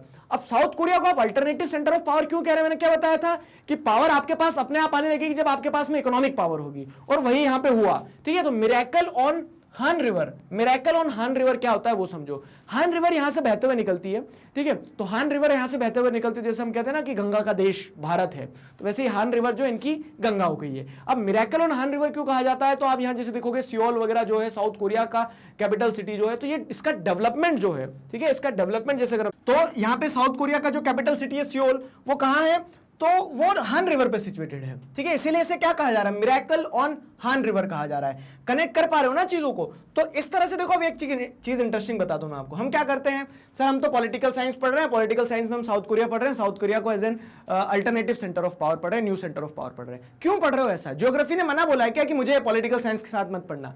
अब आप जब ये पढ़ रहे हो कि हाँ मिरेकल ऑन हान रिवर, तो हान रिवर क्या है, हान रिवर पे सियोल सिचुएटेड है। क्वेश्चन इस तरह से आ जाते हैं कॉम्पिटिटिव्स में, ठीक है, मतलब आपको आइडेंटिफाई करना रहता है कि capital city of which major country is situated on the rivers, तो उसमें क्या हो जाता है, एक सियोल भी आ जाता है, सियोल इज सिचुएटेड ऑन हान रिवर, ठीक। अब वो हान रिवर किधर है, तो इधर येलो सी में ड्रेन कर रही है, ठीक। अब ये येलो सी हो गया, ये इंपॉर्टेंट हो गया, कोरियन पेनिनसुला के बाजू में कौन सा समुद्र है, येलो सी, ठीक है, उसके ईस्टर्न में क्या है, सी ऑफ जापान हो गया, फाइन। अब आप देखोगे तो नॉर्थ कोरिया और चाइना के बीच में कोरियन बे हो गया, कोरिया बे कहा जाता है जिसे, ठीक है। साउथ कोरिया और जापान को सेपरेट कौन कर रहा है, तो हम यहाँ पे अगर देखेंगे साउथ कोरिया, कोरिया स्ट्रेट होता है शायद, हाँ कोरिया स्ट्रेट है, ठीक है, तो कोरिया स्ट्रेट क्या कर रहा है, जापान और साउथ कोरिया को सेपरेट करता है। आगे समझ में, एक और होमवर्क दे दूं, चलो इंडिया और श्रीलंका को कौन सा स्ट्रेट सेपरेट करता है ये आप बताना कमेंट सेक्शन में। तो आपको इंटर रिलेटेड अप्रोच तो रखना पड़ेगी बाबू, ठीक है, तो उसमें मजा भी आएगा और वही काम का भी है। चलो तो हम क्या बता रहे थे आपको, मिरेकल ऑन हान रिवर, समझ में आया। अब फिर क्या है, South Korea became a member of OECD in 1996। OECD क्या है, Organisation of Economic Corporation and Development. अभी बताया मैंने आपको कि जो मेजर डेवलप्ड कंट्रीज हैं, ठीक है, उन सब ने एक इकोनॉमिक कॉर्पोरेशन के लिए क्या है, ऑर्गेनाइजेशन बना के रखी है। और ओईसीडी को जैसे आप देखोगे ना, पिछले वीडियो में मैंने बताया था, तो OEED organisation for European economic development, ठीक है, जो यूरोपियन यूनियन के इकोनॉमिक डेवलपमेंट के लिए बनाई थी, तो उसी को एक्सटेंड करते हुए यूएस वगैरह, ठीक है, जैसे साउथ कोरिया देखोगे आप, जापान भी हमने देखा है, सब ओईसीडी के मेंबर है। इंडिया भी मेंबर है क्या, ये आप बताएंगे मुझे, ठीक है। तो ये सारी चीजें होती है। फिर क्या होता है, इन 2017 it's economy is the 11th largest in the world and its military expenditure is the 10th largest. तो these are the points. और क्या होता है कि जिस तरह से ग्रोथ पकड़ी होती है ना इन्होंने, जैसे अगर आप देखोगे तो 1990s में ऐसा था, कौन, सियोल, और अब अगर देखोगे सियोल तो ऐसा है, ठीक है। तो ये आपको दर्शाता है कि कितना रोबस्ट चेंज आया है, ठीक है, रैपिड चेंज आया है। और ये फ्यूचरिस्टिक पर्सपेक्टिव भी बताता है कि जब इस स्पीड से ग्रो करा है तो आगे और ग्रो करेंगी। तो दीज सिटीज, दीज सेंटर्स, और we can say these nations are going to become the new centres of power, ठीक है, आया समझ में। फिर क्या है, according to the Human Development Report 2016, the HDI rank of South Korea is 18, which is increasing, ठीक है, तो improve हो रहा है साउथ कोरिया। फिर क्या है, the major factors responsible for its high human development includes, अब high human development है, इकोनॉमिकली बहुत पावरफुल है। आप यहाँ पे समझोगे तो क्या, बहुत सारी इंडस्ट्रीज, खास करके इंफॉर्मेशन एंड टेक्नोलॉजी, आईटी से जुड़ी हुई इंडस्ट्रीज, जो सॉफ्टवेयर नहीं हार्डवेयर की बात कर रहे हैं, इलेक्ट्रॉनिक्स की बात करें, तो बहुत सारी इंडस्ट्रीज, बहुत सारे ब्रांड जो है कहाँ मिलेंगे आपको, सब साउथ कोरिया में मिलेंगे। आगे बढ़ते हैं और साउथ कोरिया के बारे में भी। तो major factors which are responsible for the human development includes successful land reforms. Land reform लाया गया है यहाँ पे, दिक्कतें यहाँ पे भी थी, जैसे आप इंडिया में कहते हो ना कि इंडिपेंडेंस के बाद में जमींदारी सिस्टम थे, बड़े बड़े लैंडलॉर्ड्स थे, वो समस्याएं, तो वो लैंड रिफॉर्म यहाँ सक्सेसफुल हो, हमारे यहाँ सक्सेसफुल नहीं हुआ, ठीक है। रूरल डेवलपमेंट पे फोकस किया गया कि रूरल इकोनॉमी ग्रो करे। देखो एक चीज मैं बताता हूं, मतलब ये मेरा पर्सनल ऑब्जर्वेशन है, आप you may disagree with this point, लेकिन जो मैंने अभी तक जितना समझा है ना, कि इकोनॉमी के जो तीनों सेक्टर है, प्राइमरी, सेकेंडरी, टर्शरी, अब क्या होता है कि आप अगर पावरफुल बनना चाहते हो, इकोनॉमिक ग्रोथ सही तरीके से करना चाहते हो, तो आपको ये हर सेक्टर पे फोकस करना पड़ेगा। मतलब सीढ़ी चढ़ना है तो दूसरे के बाद में तीसरी और चौथी ऐसे ही चढ़ोगे, ठीक है, ज्यादा कृष्ण नहीं बनने की जरूरत है, वहां के फलांग के चले जाओगे आप, ठीक। अब ये सारे देश देखो, चाइना को देख लो, साउथ कोरिया को देख लो, ठीक है, तो इन सारे देशों ने, आप अमेरिका की बात करते हो, अमेरिका को देख लो, तो पहले उन्होंने अपने प्राइमरी सेक्टर को एकदम सैचुरेशन पॉइंट पे ले गए, खूब डेवलप किया है प्राइमरी सेक्टर को, ठीक है, रूरल डेवलपमेंट पे फोकस किया है। अब जब आपके पास में एक सैचुरेशन आ जाएगा ना, तब आप सेकेंडरी सेक्टर के लिए क्या कर पा रहे हो, सरप्लस प्रोड्यूस कर पाओगे, तब आप सेकेंडरी सेक्टर को ग्रो करवा पाओगे। और जब सेकेंडरी सेक्टर ग्रो होगा तो प्राइमरी सेकेंडरी ग्रो होंगे ना, तो टर्शरी अपने आप ग्रो करता है, क्योंकि एग्रीकल्चर ग्रो हो रहा है और इंडस्ट्रीज ग्रो हो रही है। तो अब उस एग्रीकल्चर को इंडस्ट्री से कनेक्ट करने में आपकी सर्विसेज ग्रो करना ही है फॉर श्योर। लेकिन इंडिया के केस में क्या हुआ, प्राइमरी डेवलपमेंट में लगे रहे, ठीक है, और फिर हम जैसे आईटी रिवोल्यूशन वगैरह आ गया, इंटरनेट आ गया, तो हम टर्शरी पे कूद गए, तो हमारा सेकेंडरी कभी मजबूत हो ही नहीं पाया, ठीक है। यहां पे हमेशा स्ट्रेट कंट्रोल सिस्टम रहा है, ठीक है। और इसी कारण से क्या स्टेट कंट्रोल सिस्टम रहा है, प्राइवेट इंडस्ट्रीज लेट आई है 1990 के बाद में, तो हम ना तो प्राइमरी को पूरी तरीके से डेवलप कर पाए ना सेकेंडरी को, ठीक है। वो तो हम क्या कर सकते हैं इस चीज पे, वी आर लकी इनफ कि हमारा टर्शरी सेक्टर जो है मजबूत है काफी, तो जीडीपी में कंट्रीब्यूशन देखोगे टर्शरी का ज्यादा है। खैर बहुत ज्यादा घूम गए हम, इकोनॉमिक्स में घुस गए, लेकिन अगर हम यहां समझे तो ह्यूमन डेवलपमेंट जो हुआ है किसका, साउथ कोरिया का, तो उसके पीछे कारण यही है, successful land reforms, rural development, extensive human resource development, education, health, इन चीजों पे फोकस किया गया, and rapid equitable economic growth. And this is the point to consider, rapid equitable economic growth मतलब कि इकोनॉमी जब ग्रो करी तो उसके फ्रूट्स सबको मिले, ठीक है। अब इंडिया के केस में आप देखोगे या फिर जो और भी दूसरी डेवलपिंग नेशन है, चाइना के केस में भी देखोगे, इकोनॉमी ग्रो कर रही है लेकिन गैप भी बढ़ रहा है, वहां इकोनॉमिक इनइक्वालिटीज भी बढ़ रही है, तो that is a matter of concern. और इकोनॉमिक इनइक्वालिटीज रहेगी, पर कैपिटा इनकम में डिफरेंस रहेगा, तो एचडीआई में रैंक तो नीचे जाना ही है ना, लेकिन यहां पे ये सारे फैक्टर्स फेवर में रहे साउथ कोरिया के, इसीलिए साउथ कोरिया का ह्यूमन डेवलपमेंट इंडेक्स तेज है, ठीक है। Other factors are export orientation, और कारण क्या है जिस कारण से इकोनॉमिक ग्रोथ हो रहा है या फिर वो एक मेजर सेंटर ऑफ पावर की तरह इमर्ज हो रहा है, तो एक्सपोर्ट ओरिएंटेशन, वहां ये नहीं सोचते कि हमारे देश के लोगों के लिए हम बनाए प्रोडक्ट, बनाओ और बेचो, लोगों को पहुंचाओ, अपने देश के लोगों को भी दे रहे हैं ऐसा नहीं है, लेकिन एक्सपोर्ट ओरिएंटेशन जो है, स्ट्रॉन्ग रीडिस्ट्रीब्यूशन पॉलिसीज, और फिर उसके बाद में क्या है, पब्लिक डिस्ट्रीब्यूशन सिस्टम भी अच्छा है, ठीक है। इकोनॉमिक इनइक्वालिटीज कम है अगर, तो वो कारण है, लॉ एंड एडमिनिस्ट्रेशन बहुत अच्छा है, फाइन। कोरिया की कभी आप कहानी पढ़ना साउथ कोरिया की, मजा आएगा कि कैसे इकोनॉमिक डेवलपमेंट वहां पे हुआ है, ठीक है। पब्लिक इंफ्रास्ट्रक्चर डेवलपमेंट अच्छा है, बताया ना मैंने कि पब्लिक इंफ्रास्ट्रक्चर डेवलपमेंट ऐसा है कि लोगों को चिंता नहीं होती उनके एजुकेशन की, हेल्थ की, ट्रांसपोर्टेशन की, इन सारी चीजों की। इफेक्टिव इंस्टीट्यूशंस एंड गवर्नेंस के मामले में बहुत अच्छा देश है, तो these all are the factors which are making South Korea a major centre of power. अगली चीज क्या है, द साउथ कोरियन ब्रांड्स, ठीक है, बैंड नहीं लिखा है, ब्रांड है, आपके दिमाग में साउथ कोरियन बैंड सुनते से ही बीटीएस आ जाते होंगे, ठीक है। I don't know much about BTS, लेकिन वही आप लोग जो हैं तो कमेंट सेक्शन में लिखते रहते बीटीएस आर्मी, तो उससे मुझे भी ध्यान आया कि ये भी बताऊं मैं आपको, जैसे साउथ कोरिया जो है, तो South Korean brand such as Samsung, LG, Hyundai have become renowned in India. उसी के साथ साथ में वहां का कल्चरल हेजिमनी भी देखो आप, तो साउथ कोरियन ब्रांड्स वगैरह ये भी बहुत पॉपुलर है, ठीक है। ब्रांड्स के साथ साथ में जो पॉपुलरिटी उन्हें मिली है, तो उससे क्या है कि इकोनॉमिक डेवलपमेंट हुआ है उनका, क्लियर। फिर उसके बाद में क्या है, numerous agreements between India and South Korea signify their growing commercial and cultural ties. और इंडिया के बीच में जो न्यूमरस एग्रीमेंट्स हुए हैं, तो वे दर्शाते हैं कि हाँ, south Korea is a country of consideration. हम सोच रहे हैं हमारी जो लुक ईस्ट पॉलिसी, तो उसमें जापान हो गया, साउथ कोरिया हो गया, आसियान देश हो गए, इनको हम ड्यू अटेंशन देते हैं, ताकि क्या हो, ताकि एक तरह से हम इकोनॉमिक ग्रोथ जो है तो उसके फ्रूट साथ में एंजॉय कर पाए, ठीक है। बाकी तब तक के लिए सुनते रहो बीटीएस तुम्हारे। इस वीडियो में हम क्या पढ़ने वाले हैं, इस वीडियो में हम पढ़ेंगे सार्क के बारे में, south Asian association for regional cooperation. पिछले वीडियोस तक आप लोगों ने चैप्टर कंप्लीट कर लिया है, मतलब चैप्टर के जितने भी टॉपिक्स थे उन सारे टॉपिक्स को आप डिस्कस कर चुके हो। आपने ये देखा कि हाँ, किस तरह से जो न्यू सेंटर्स ऑफ पावर या फिर अल्टरनेटिव सेंटर्स ऑफ पावर है, तो उसमें कुछ नेशंस हैं और कुछ ऑर्गेनाइजेशंस हैं। नेशंस की बात करें तो हमने चाइना के बारे में पढ़ा जैसे, ठीक है। आगे और एडिशनल टॉपिक में, मतलब जो एडिशनल मटेरियल में जो टॉपिक्स ऐड हुए हैं वो सारे तो पढ़ेंगे हम, ठीक है। और वही पढ़ रहे हैं, जैसे आसियान जो है एक ऑर्गेनाइजेशन, एक यूरोपियन यूनियन जो एक ऑर्गेनाइजेशन जो बुक में दिया है, उसके अलावा भी कुछ ऑर्गेनाइजेशंस हैं, जैसे सार्क है, ठीक है, ब्रिक्स है। तो सार्क, ब्रिक्स वगैरह जो है ये आगे आने वाले वीडियोस में पढ़ेंगे, सार्क हम यही पढ़ लेते हैं। और इनफैक्ट जैसे आप देखेंगे तो सार्क का जो इंपॉर्टेंस है, सिग्निफिकेंस है, वो आपको नेक्स्ट चैप्टर में भी बताया गया है। तो जो आपका नेक्स्ट चैप्टर है कंटेम्प्रेरी साउथ एशिया या फिर साउथ एशिया इन दी कंटेम्प्रेरी वर्ल्ड, चैप्टर का नाम जो बदला है, तो जब आप नेक्स्ट चैप्टर को पढ़ेंगे तो एक टॉपिक आएगा आपका पीस एंड कॉपरेशन, ठीक है, जिसका वीडियो बन चुका है। तो आप उस पीस एंड कॉपरेशन वाले टॉपिक में भी क्या करेंगे, सार्क के बारे में पढ़ेंगे, ठीक है। तो सार्क के बारे में आप मल्टीपल, मतलब यहां पे इस वीडियो में तो मैं आपको एक बेसिक आइडिया दे दूंगा कि सार्क किस तरह से एक न्यू सेंटर ऑफ पावर की तरह इमर्ज हो सकता है। बाकी नेक्स्ट चैप्टर में भी आप सार्क के बारे में पढ़ने वाले हैं, ठीक है। तो देखिए सार्क में क्या लिखा है, south Asian association for regional corporation.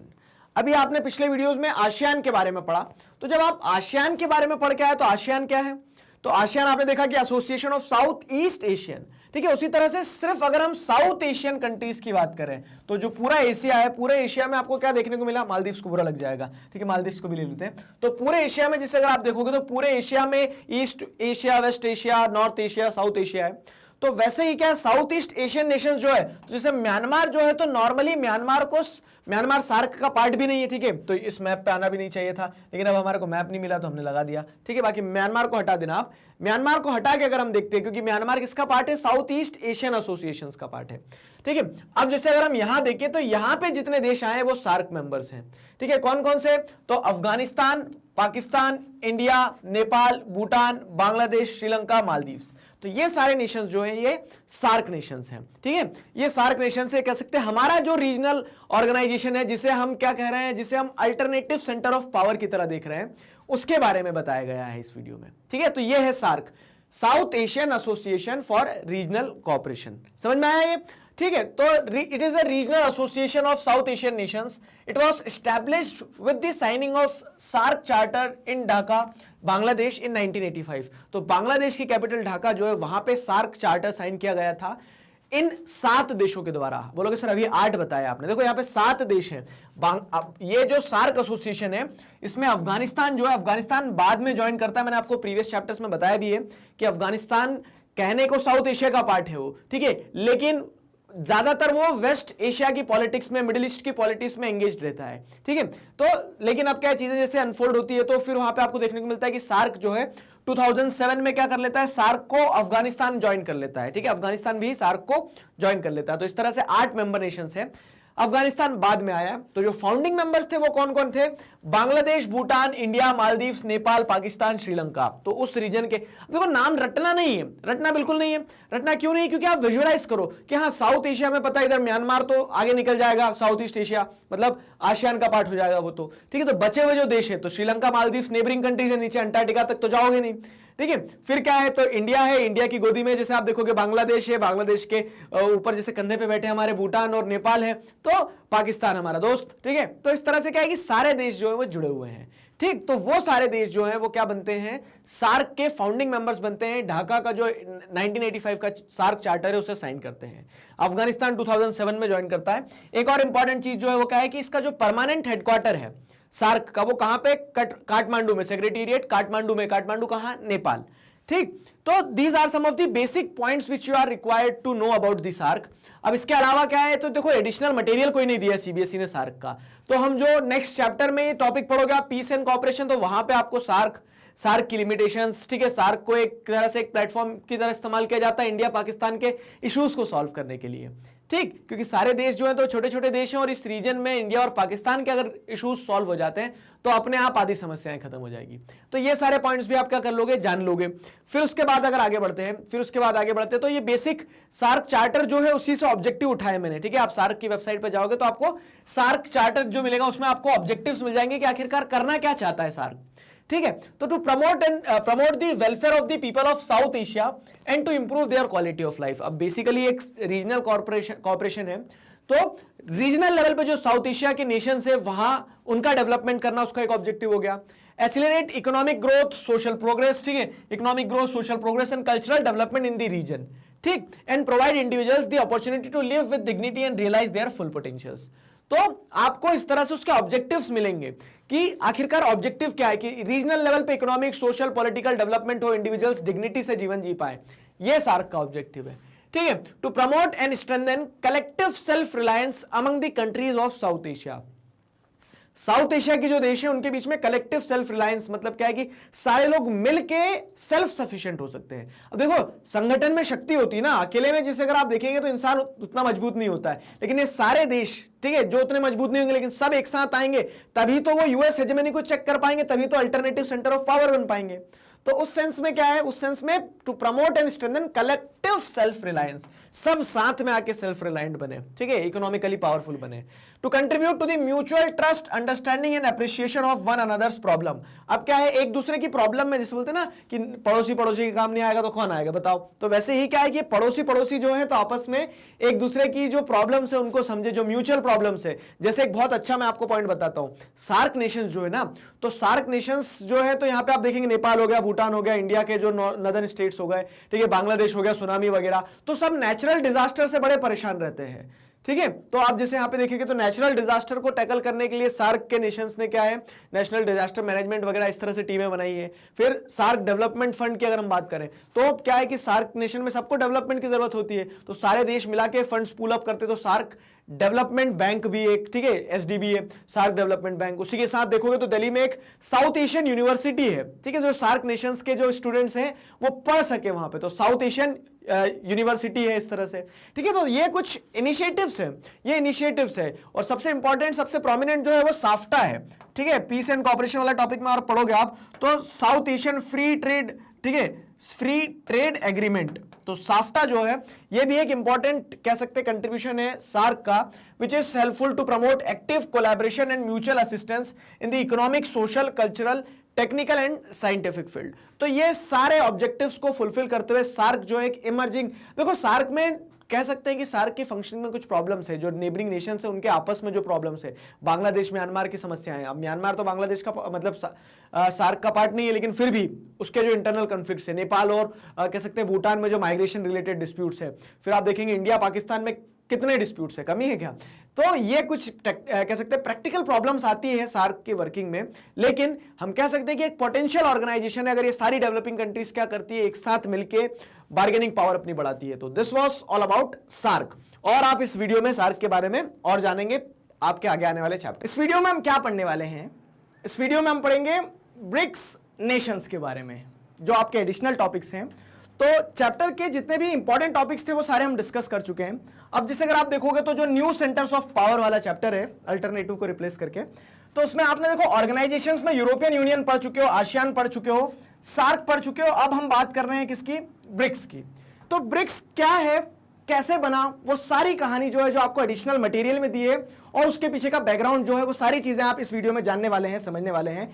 In general जो कॉम्पिटिटिव्स की प्रिपरेशन कर रहे हैं तो आपको भी ब्रिक्स नेशंस की पूरी अंडरस्टैंडिंग जो है वो इस वीडियो के थ्रू समझ में आ जाएगी। फाइन। तो ब्रिक्स नेशन की अगर हम बात करें, देखो तो 5 वर्ड है यहां पे, ठीक है। आप जैसे देखोगे तो क्या है, BRICS, ठीक है, ब्रिक्स। तो ये 5 नेशन, 5 वर्ड जो है, ये 5 लेटर जो है, ये 5 लेटर अलग अलग कंट्री को रिप्रेजेंट करते हैं। B is for Brazil, not ball, ठीक है, और R इज फॉर रशिया, ठीक है, R is for Russia. Russia के बाद में जैसे अगर आप समझोगे तो I is for India, C is for China and S is for south Africa. तो इस तरह से ब्रिक्स जो है ना, 5 देशों का समूह है, ठीक है, 5 देशों का एक ग्रुप है। अब इसमें आप एक कॉमन पैटर्न आइडेंटिफाई करो, मन में आइडेंटिफाई कर लो, जिन्होंने कर लिया मुस्कुरा लो, जिन्होंने नहीं करा तो आप आगे करेंगे। ये 5 नेशंस का ये जो ग्रुप बना है ना, ब्रिक्स नेशंस का, इसकी एक सबसे इंपॉर्टेंट बात ये है क्या, कि ये यूएस हेजेमनी को क्या कर रहा है, चैलेंज कर रहा है। समझ पा रहे हो ना? तो हम सारी चीजों को थोड़ा, जितना भी आपने अभी तक पढ़ा है क्लास 12th में, उसको इंटरलेट करके पढ़ने की कोशिश करेंगे, ठीक है।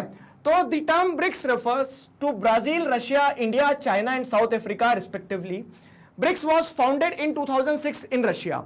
अभी यहां पे कुछ करेक्शन है, इसको रशिया हटा के आप क्या लिख सकते हो, जो एडिशनल मटेरियल में आपको कंटेंट दिया है तो वहां पे भी रशिया लिखा है, लेकिन इसको हम क्या कहेंगे कि 2006 की यूएन जनरल असेंबली जो हुई थी न्यूयॉर्क में, तो वहां पे ब्रिक का आइडिया डिस्कस किया गया था। ब्रिक मतलब क्या है, सिर्फ BRIC, ठीक है, BRIC क्या है, सारी डिफरेंस कैसे है, क्या है, आपने करेक्शन भी करवाया। तो देखो सारी उसके पीछे की कहानी समझ लो। कहानी क्या है, अगर हम हिस्टोरिकल नैरेटिव को देखते हैं तो जैसे ही कोल्ड वॉर खत्म हुआ, ठीक है, 1991 के बाद में कोल्ड वॉर खत्म हुआ, एक तरह से हम समझे डिसइंटीग्रेशन ऑफ यूएसएसआर। अब कोई मेजर पावर था नहीं जो यूएस की हेजेमनी को चैलेंज कर पाए, लेकिन जो यूएसएसआर का उत्तराधिकारी था, कौन? रशिया। तो रशिया को मन में ऐसा था ना कि यार यूएस की हेजेमनी को तो चेक करना है, ठीक है। तो end of Cold War, hegemony of US establish हो गई है। Russia decided to take support of emerging economies like India and China to counter hegemony. Russia ने क्या बोला? रशिया ने बोला देखो यूएसएसआर आज नहीं रहा, हमें दुख है, खेद है, लेकिन यूएस की हेजेमनी जो एस्टैब्लिश हो गई, अगर वो अकेला रहेगा तो वो क्या है, वो सबके लिए घातक हो सकता है। यूनिपोलर वर्ल्ड ऑर्डर क्या होता है, ज्यादा डिस्ट्रक्टिव होता है, बजाय उसके कि वर्ल्ड मल्टीपोलर हो या बाइपोलर हो, ठीक है। ये पॉइंट ध्यान रखना, एनालिसिस है, समझना कि जब क्या रहता है कि यूनिपोलर रहता है, मोनोपोली हो जाती है, तो वो ज्यादा डिस्ट्रक्टिव, उसको कोई चेक करने वाला नहीं है। इससे बेहतर क्या है कि मल्टीपोलर वर्ल्ड ऑर्डर हो या फिर बाइपोलर वर्ल्ड ऑर्डर हो। तो रशिया ने ऐसी बात करी कि चलो कुछ सपोर्ट लेते हैं जो इमर्जिंग इकोनॉमीज हैं, क्योंकि वही चाहे ही ना, देखो सबकी एस्पिरेशन क्या होती है कि आप फर्स्ट पोजीशन पे हम जाएं, तो जो सेकंड, थर्ड, फोर्थ है उनको सबको लगता है कि एक दिन फर्स्ट पे हम जाएंगे, ठीक है। तो रशिया ने ये डिसाइड किया कि वो इमर्जिंग इकोनॉमीज को अपने साथ जोड़े और क्या बनाए, एक ऑर्गेनाइजेशन बनाए जिससे हम यूएस की हेजेमनी को चेक कर पाए। लेकिन हमने बोला क्यों भाई, ठीक है, मतलब एक तरह से ऐसी है ना कि देख के मक्खी कौन खाता है। तो यहां पे सवाल ये था कि इंडिया क्यों, मतलब कह सकते हैं दुश्मनी मोल ले।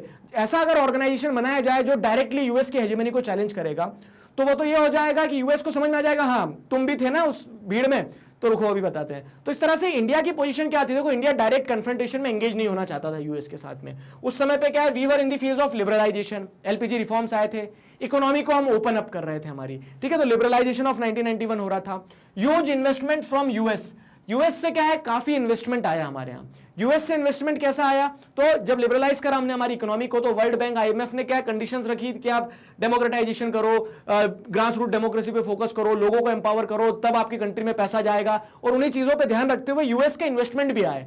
तो India, the position of India was under the dilemma, ठीक है, we were under the dilemma कि भैया क्या करें, ये रशिया के साथ होके काउंटर करें क्या यूएस की हेजेमनी को, ठीक है। काउंटर नहीं कर पाया तो वैसे भी यूएस तो पकड़ के पीट ही देगा हमें, ठीक है। और ये भी एक ऑप्शन था क्या कि काउंटर करना भी जरूरी है, लेकिन हमें ये लग रहा था कि क्यों करना है, क्योंकि हमें तो अभी इस समय यूएस से फायदा मिल रहा है ना। वही है कि गो विद द हेजेमॉन, एक मैंने बताया था ना आपको प्रीवियस चैप्टर्स में कि आप हेजेमनी को चैलेंज कैसे कर सकते हो कि उस हेजेमनी का फायदा उठाओ। तो इंडिया बोला था, अब जाके तो हमारे 1991 के बाद में यूएस से रिश्ते सुधरना चालू हुए थे, इन्वेस्टमेंट आना स्टार्ट हुई थी, तो इंडिया वाज इन डिलेमा कि यूएस के अगेंस्ट में जाएं या ना जाएं, ठीक है। और लंबे समय तक डिलेमा में रहे भी हम, लेकिन उस बीच में हमने क्या देखा, उस बीच में हमने ये देखा कि अल्टीमेटली क्या होता है 2006 में जैसे जो बातें होती है कि हाँ एक ब्रिक जैसा एक एसोसिएशन बनाना चाहिए, जिसमें पहले कौन थे, ब्राजील, रशिया, इंडिया, चाइना ही थे, साउथ अफ्रीका नहीं था, जो यूएस की हेजेमनी को चैलेंज करें। तो उसको अल्टीमेटली आज आप देखते हो कि we are the part of BRICS nations, ठीक है। तो क्यों ज्वाइन किया आखिरकार, तो स्थिति ये होती है कि बिगिनिंग ऑफ 21st सेंचुरी की अगर बात करें, ईरान जो है, ठीक है, ये आपने पढ़ा नहीं है लेकिन मैं फिर भी बताता हूं, आपको एक आइडिया देता हूं कि ईरान के ऊपर कह सकते हैं सैंक्शंस लगाए किसने, यूएसए ने ईरान के ऊपर भी, जैसा इराक के ऊपर चार्जेस लगाए थे ना 2003 में, जो इन्वेड किया था, बोला था वेपन्स ऑफ मास डिस्ट्रक्शन बना रहे हैं, न्यूक्लियर एक्टिविटीज हो रही है यहाँ पे, न्यूक्लियर वेपन बनाए जा रहे हैं, तो वैसा ही आरोप लगाते हुए क्या है कि सैंक्शंस लगाना स्टार्ट कर दिए यूएसए ने ईरान के ऊपर, इराक के बाजू वाला देश, ठीक है। तो अब क्या होता है, तो however by the beginning of 21st century with the US sanctions on Iran, क्यों लगाए, क्योंकि यूएस को लग रहा था यहाँ वेपन्स ऑफ मास डिस्ट्रक्शन वगैरह, न्यूक्लियर एक्टिविटीज हो रही है। अब सैंक्शन जो लगाए तो उसमें ट्रेड एम्बार्गो वगैरह लगा दिया, देखो शब्द भारी तो नहीं हो रहे ना, सिंपल ही रखेंगे, तो उसको ट्रेड करने से रोक दिया। जो ईरान ऑयल सप्लाई करता था तो दूसरे देशों से बोल दिया तुम ऑयल नहीं खरीदोगे कोई, क्यों, क्योंकि उसकी हेजेमनी है, ठीक है। तो इस तरह से यूएस ने क्या किया, वर्ल्ड को दिख रहा था ना कि यूएस जब यूनिपोलर वर्ल्ड ऑर्डर है तो यूएस कुछ भी कर सकता है, अपनी मनमानी कर सकता है। तो इंडिया ने जब ये स्थिति देखी कि यार 21st सेंचुरी में जो यूएस सैंक्शन लगा रहा है ईरान के ऊपर, ठीक है, वो अपनी मोनोपोली को अपने हिसाब से अपनी इच्छा को परफॉर्म कर सकता है, तो India begin to observe that too much dependence on US dollar and economic institutions under US control can be counterproductive. तो इंडिया को तब ये समझ में आया कि यूएस से जो फायदा मिल रहा है वो तो सही है, लेकिन अगर हम पूरी तरह से उसके ऊपर ही निर्भर हो गए ना, तो लॉन्ग टर्म में वो नुकसानदायक हो सकता है। यूएस डॉलर के ऊपर ज्यादा डिपेंडेंट होना, यूएस के जो स्ट्रक्चरल पावर्स है उनके ऊपर ज्यादा डिपेंडेंट होना लॉन्ग टर्म में प्रोडक्टिव नहीं है, काउंटर प्रोडक्टिव भी हो सकता है। मतलब बैलेंस ऑफ पावर बहुत जरूरी है, ठीक है, मैंने वही बताया ना, यूनिपोलर वर्ल्ड ऑर्डर डिस्ट्रक्टिव हो सकता है, बैलेंस ऑफ ऑर्डर होना बहुत ज्यादा जरूरी है। तो वो बैलेंस ऑफ ऑर्डर होना बहुत ज्यादा जरूरी है, उसी के चलते क्या है, therefore India decided to go with the idea of BRIC, और इसी के चलते इंडिया ने डिसाइड किया कि चलो भैया ब्रिक का जो आइडिया है उसके साथ हम जाते हैं। देखो ब्रिक्स नहीं है, अभी ब्रिक ही है। तो initially the idea was to have 4 nations, 4 developing nations, जैसे ब्राजील, रशिया, इंडिया, चाइना। अब ये ब्रिक का कंसेप्ट थोड़ा सा और हिस्ट्री बता देता हूं मैं आपको। देखो ये सारी चीजें पूछी नहीं जाएगी, लेकिन आपको ब्रिक्स नेशन का जेनेसिस समझ में आ जाएगा। ब्रिक्स नेशन क्या है, वो तो सिंपल है कि 5 देशों का समूह, 5 डेवलपिंग देशों का समूह, वो ब्रिक्स नेशन है, ये सिंपल है, ठीक है। लेकिन उसका थोड़ा जेनेसिस समझ लो, क्योंकि एडिशनल मटेरियल में बहुत कम कंटेंट दिया है। तो अगर हम जिसे देखें ना कि ब्रिक नेशन जो है, ये ब्रिक टर्म किसने कॉइन किया था, तो the term BRIC was coined in 2001 by the then chairman of Goldman Sachs. Goldman Sachs, अगर आपके कोई कॉमर्स के फ्रेंड वगैरह तो उनसे पूछना क्या है गोल्डमैन सैच, मतलब ड्रीम जॉब होती है, प्राइवेट फर्म है वैसे तो, ठीक है, जो इन्वेस्टमेंट कह सकते हैं, प्रॉपर्टी वगैरह इन सारी चीजों में डील करती है गोल्डमैन सैच। तो अब उनके जो उस समय के चेयरमैन थे, क्या नाम, Jim O'Neill, he is British economist also. तो उन्होंने ये टर्म कॉइन किया था। अब देखो, क्योंकि इनका काम, इनकी कंपनी का काम क्या है, गोल्डमैन सैच का, कि ग्लोबल इन्वेस्टमेंट को संभाला जाए, ठीक है, ग्लोबल लेवल पे आप प्रॉपर्टीज वगैरह, इन्वेस्टमेंट, सिक्योरिटीज, इन सारी चीजों में काम करते हैं। तो उन्होंने ऑब्जर्व भी किया कि वर्ल्ड वाइड अगर इकोनॉमिक चैलेंज, मतलब इकोनॉमिक हेजेमनी को चैलेंज करना यूएस की, तो क्या किया जा सकता है। तो जिम ओ'नॉयल जो है, तो ही predicted that a group of developing and newly industrialised Nations could could come to dominate the western economies. तो जो वेस्टर्न इकोनॉमीज है नो डाउट उनका दबदबा है इकोनॉमिक मैटर्स में, यूरोपियन यूनियन, यूएसए, हेजेमनी है, लेकिन वेस्टर्न इकोनॉमीज को अगर ओवरकम करना है उनकी इकोनॉमिक डोमिनेंस को, तो इसके लिए जो इमर्जिंग इंडस्ट्रियल इकोनॉमीज है, डेवलपिंग नेशन है, उन्हें साथ में आना चाहिए। And he gave the concept of brick, ठीक है, जस्ट फॉर नॉलेज। तो ब्रिक का कंसेप्ट वहां से निकल के आया। अब अगर आगे समझे हम तो क्या है the term BRICS refer to Brazil, Russia, India, China, South Africa, ठीक। और the BRIC was founded in 2006। तो देखो पहली बात तो क्या, ब्रिक का आइडिया 2006 में डिस्कस किया गया था, फाउंड नहीं की गई थी। ब्रिक का आइडिया यूनाइटेड नेशंस की जो जनरल असेंबली होती है, यूनाइटेड नेशंस जनरल असेंबली जो न्यूयॉर्क में, तो वहां पे क्या होता है कि इनफॉर्मली इन चारों देश, ठीक है, ये चार देश जो थे, तो ब्राजील, रशिया, इंडिया, चाइना, इनके लीडर्स ने डिस्कस किया कि हाँ फ्यूचर पॉसिबिलिटी हो सकती है। और ये आइडिया जो था तो धीरे धीरे क्या है 2006 से 2009 तक क्या होता है, ब्रिक्स से ब्रिक्स में कन्वर्ट हो जाता है। 2009 में क्या होता है, पहली ब्रिक समिट होती है कहां पे, रशिया में, ठीक है, पहली ब्रिक्स समिट होती है रशिया में। और उसी पहली समिट में क्या होता है, साउथ अफ्रीका भी अपनी मेंबरशिप की इच्छा जाहिर करता है। तो ये ब्रिक्स से क्या हो जाता है, ब्रिक्स हो जाता है। तो जैसे आप देखोगे तो 2009 की मीटिंग में 4 ही लोग थे, ठीक है। फिर क्या होता है, साउथ अफ्रीका भी ज्वाइन करता। तो 2009 में जैसे आप देखोगे तो हमारे वो जो क्या नाम है, डॉक्टर मनमोहन सिंह है, ठीक है, हमारे प्राइम मिनिस्टर, वो थे।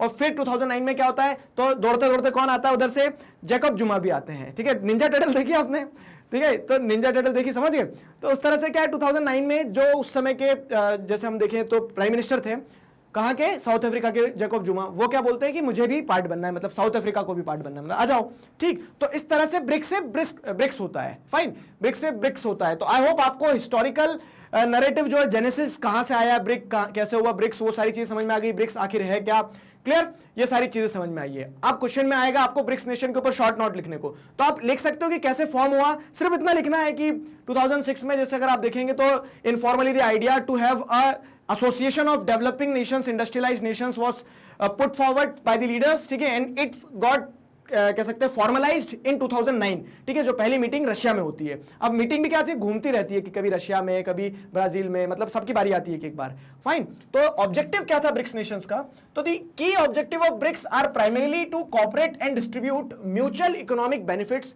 Among its members beside non interference in the internal policies of each nation and mutual equality. तो ये आपको बाय हार्ट कर लेना। ऑब्जेक्टिव क्या है कि इकोनॉमिक बेनिफिट्स को इंश्योर किया जाए, साथ ही साथ में इंटरनल पॉलिसीज जो है, नॉन इंटरफेरेंस जो है, वो इंश्योर किया जाए कि सारे नेशंस के बीच में कोऑर्डिनेशन बना रहे और सब एक साथ मिलकर इकोनॉमिक ग्रोथ को इंश्योर करें।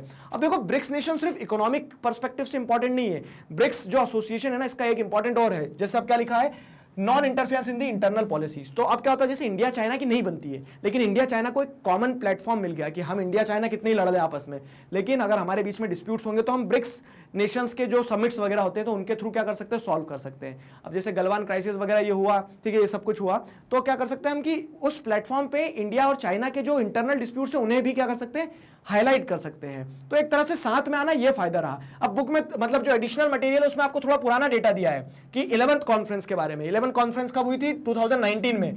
20 में भी कॉन्फ्रेंस होती है रशिया में, तो वो 20 में तो कोरोना वायरस था, तो वर्चुअल सबमिट होती है। और वैसे ही 21 में भी वर्चुअल सबमिट होती है। तो 21 में कितना पैसा बच गया, अच्छी बात है, ठीक है, कि नहीं तो पहले जाते सारे लीडर्स उड़ के वहां पे पूरा अरेंजमेंट करो, अब बैठे बैठे अपने देश में रहो, बढ़िया वर्चुअल मीटिंग कर लो। तो ये एडवांटेज था, ठीक है, मतलब उसका पॉजिटिव साइड देखा जाए तो। खैर, coming back to the topic, 11th conference जो आपको डेटा बुक में मतलब एडिशनल मटेरियल में दिया, तो क्वेश्चन वहां ये बन सकता है कि कहां हुआ था, तो ब्राजील में 11th समिट हुआ था उसका 2019 में। It was chaired by Brazilian president Jair Bolsonaro, ठीक है, जेयर बोल्सोनारो ने उसको प्रेसिड किया था। 11th के बाद में 12th चाइना में हुआ, 13th इंडिया में हुआ, 13th ब्रिक्स समिट इंडिया में हुआ 2021 में, जिसे होस्ट किसने किया, हमारे आदरणीय प्राइम मिनिस्टर जी ने, ठीक है। तो ये सारी कहानी थी ब्रिक्स। वीडियो में हम क्या पढ़ने वाले हैं, इस वीडियो में हम रशिया के बारे में पढ़ेंगे, Russia as an alternative centre of power, ठीक है। तो जो alternative centres of power, new centres of power हम जो पढ़ रहे हैं, ठीक है, जो नया नाम है न्यू सेंटर्स ऑफ पावर, तो उसमें आपने बहुत कुछ पढ़ लिया है। मतलब दो तरीके से पढ़ेंगे हम कि कौन कौन से organisations alternative centre of power हो सकते हैं और कौन कौन से नेशंस हो सकते हैं। तो ऑर्गेनाइजेशंस, अब वो जो बुक में दिए हैं, जो एडिशनल टॉपिक थे वो सब डिस्कस कर चुके हैं हम। तो हमने European Union, ASEAN, SAARC, BRICS, इन सब के बारे में पढ़ लिया, ठीक है। फिर अब अल्टरनेटिव सेंटर ऑफ पावर, अगर नेशन की बात की जाए तो चाइना जो आपकी बुक में था वो आपने पढ़ लिया, ठीक है। फिर आप जैसे देखोगे तो जापान, साउथ कोरिया भी है बुक में, बॉक्स में, तो हमने वो भी पढ़ लिया है। अब अगर नेशंस की बात करें जो एडिशनल टॉपिक में ऐड हुए हैं, तो और कौन से नेशंस हैं जो अल्टरनेटिव सेंटर ऑफ पावर हो सकते हैं, तो उसमें एक रशिया भी हो सकता है, ठीक है, इंडिया भी हो सकता है, इजराइल भी हो सकता है, इंडिया हम भी हैं उसमें, आगे पढ़ेंगे हम, ठीक है। तो रशिया की अगर हम बात करें तो रशिया कैसे एक अल्टरनेटिव सेंटर ऑफ पावर हो सकता है, उसकी क्या स्ट्रेंथ है, वो हम इस वीडियो में जानने वाले हैं। अब देखो जो एडिशनल मटेरियल देता है ना सीबीएसई, मतलब जो पेजेस दिए, पीडीएफ दिए, तो उसमें क्या है कि ज्यादा डिटेल नहीं बताई गई है, बहुत ज्यादा डिटेल नहीं बताई गई है, और वो जेन्युइन है। क्यों नहीं बताई गई है? क्योंकि अगर आप एंड ऑफ बाइपोलैरिटी चैप्टर पढ़ के आए हो तो वहां पे आपने एक टॉपिक पढ़ा है पूरा कि किस तरह से जो पोस्ट कम्युनिस्ट कंट्रीज हैं, इंडिया का क्या रिलेशन रहा, तो उसमें आपने रशिया के बारे में बढ़ चढ़ के पढ़ा है, ठीक है। तो जब डिसइंटीग्रेशन हुआ उसके बाद रशिया बना, रशिया मेजर कंट्री था, ब्ला ब्ला ब्ला, तो वहां पे हमने एंड ऑफ बाइपोलैरिटी वाले चैप्टर में बहुत कुछ डिस्कस किया है। तो अब क्लास 12th में आपसे एक्सपेक्ट किया जाएगा कि एक अच्छा आंसर आप फ्रेम कर सकते हो अगर Russia as a new centre of power, alternative centre of power पे क्वेश्चन आता है तो, ठीक है। और बाकी जो नेसेसरी इंफॉर्मेशन है वो हम यहां पे डिस्कस करने ही वाले हैं, ठीक। चलो देखो, तो Russia has been the largest part of former Soviet Union even before its disintegration. अगर जैसे आप देखोगे ना, तो जो सोवियत यूनियन बना था, जो यूएसएसआर बना था, तो उस यूएसएसआर में जो कह सकते हैं कि डिसइंटीग्रेशन से पहले यूएसएसआर था, तो उसमें रशिया लार्जेस्ट नेशन था। इनफैक्ट क्या होता था, USSR was represented by Russia, ठीक है। और रशियन रेवोल्यूशन जो हुआ, ठीक है, व्लादिमीर लेनिन के अंडर में रशिया में रेवोल्यूशन हुआ, उस रशियन रेवोल्यूशन के बाद में वो आइडिया आया किस चीज का, तो आप जैसे देखोगे तो सोवियत यूनियन बनाने का आइडिया जो है 1922 में, तो रशिया ने इनिशिएटिव लिया है। तो Russia was like the leader of the Nations forming USSR, ठीक है। तो जितने भी देशों ने मिलकर यूएसएसआर बनाया था उनका लीडर ही रशिया था। फाइन, तो ये पॉइंट समझ में आया कि रशिया एक अल्टरनेटिव सेंटर ऑफ पावर क्यों हो सकता है कि जब यूएसएसआर था तो यूएसएसआर का भी मेजर पार्ट जो था वो रशिया था, ठीक। अगली चीज क्या है, after the dissolution of Soviet Union in late 1980s and early 1990s, Russia emerged as a strong successor of USSR. और जब डिसोल्यूशन हो गया किसका, यूएसएसआर का, तो रशिया ही एकमात्र क्या है कह सकते हैं कि स्ट्रॉन्ग नेशन की तरह इमर्ज हुआ। एकमात्र तो नहीं कहेंगे, लेकिन जो सब में जो 15 नेशंस निकले थे उन सब में सबसे ज्यादा स्ट्रॉन्ग कौन था, रशिया था पूरे यूएसएसआर में। इनफैक्ट क्या कंसीडर करेंगे हम, ऐसे भी कह सकते हैं कि उत्तराधिकारी कौन था, ठीक है। तो जो सारी की सारी लीगेसी थी ना, किसकी, जो सारी की सारी लीगेसी थी यूएसएसआर की, it was gained by Russia. Fine, और देखो कितना सुंदर तरीके से लिखा जाता है डिसइंटीग्रेशन कब हुआ, तो डिसइंटीग्रेशन या फिर डिसोल्यूशन जो है सोवियत यूनियन का, वो एक रात में तो हुआ नहीं था ना, तो उसको लिखा है कि लेट 1980s में, अर्ली 1990s में। तो इस तरह से आप अपने राइटिंग पार्ट, कुछ बच्चे कहते हैं सर समझ में सब आता है, लिखने में दिक्कत जाती है, तो लिखने में दिक्कत जाती है, जहां से पढ़ रहे हो वहीं से सीखो ना, मतलब बुक में ही जिस तरह से लिखा रहता है तो वो उस आर्ट को इनकॉर्पोरेट करना पड़ेगा आपको अपनी राइटिंग्स में, ठीक है। चलो, तो ये समझ में आया। फिर moving on to the next part, तो क्या है, जैसे आप देखोगे Russia's GDP is currently 11th in the world and which is sustained. तो काफी लंबे समय से 11th पोजीशन पे कौन है, रशिया है इन टर्म्स ऑफ जीडीपी। तो इकोनॉमिक पावर उतनी मजबूत नहीं है, छोटे छोटे देश जो हैं, जैसे जापान की मैंने बात करी है, वो रशिया से कई गुना छोटे हैं, लेकिन कई गुना बड़ी उनकी जीडीपी है। इंडिया की जीडीपी रशिया से बड़ी, ठीक है। तो इकोनॉमिक पावर उतना नहीं है, लेकिन फिर भी जैसे अगर आप देखोगे तो एक पॉइंट जो है उसको रशिया को बहुत पावरफुल बनाता है, और आज भी कुछ लोग तो यूएस रशिया को कंसीडर करते हैं राइवल्स की तरह। वो क्या है, तो वो पॉइंट अभी आगे डिस्कस करेंगे वाला हम, ठीक है। उसके अलावा जैसे देखोगे तो रशिया की इकोनॉमी अगर है 11th पोजीशन पे, तो क्यों है, तो Russia has reserves of minerals, natural resources and gases that make it a powerful country in the global world. तो उसके पास में नेचुरल रिसोर्सेज, एक्सपोर्ट करते हैं, खूब धंधा है, ठीक है।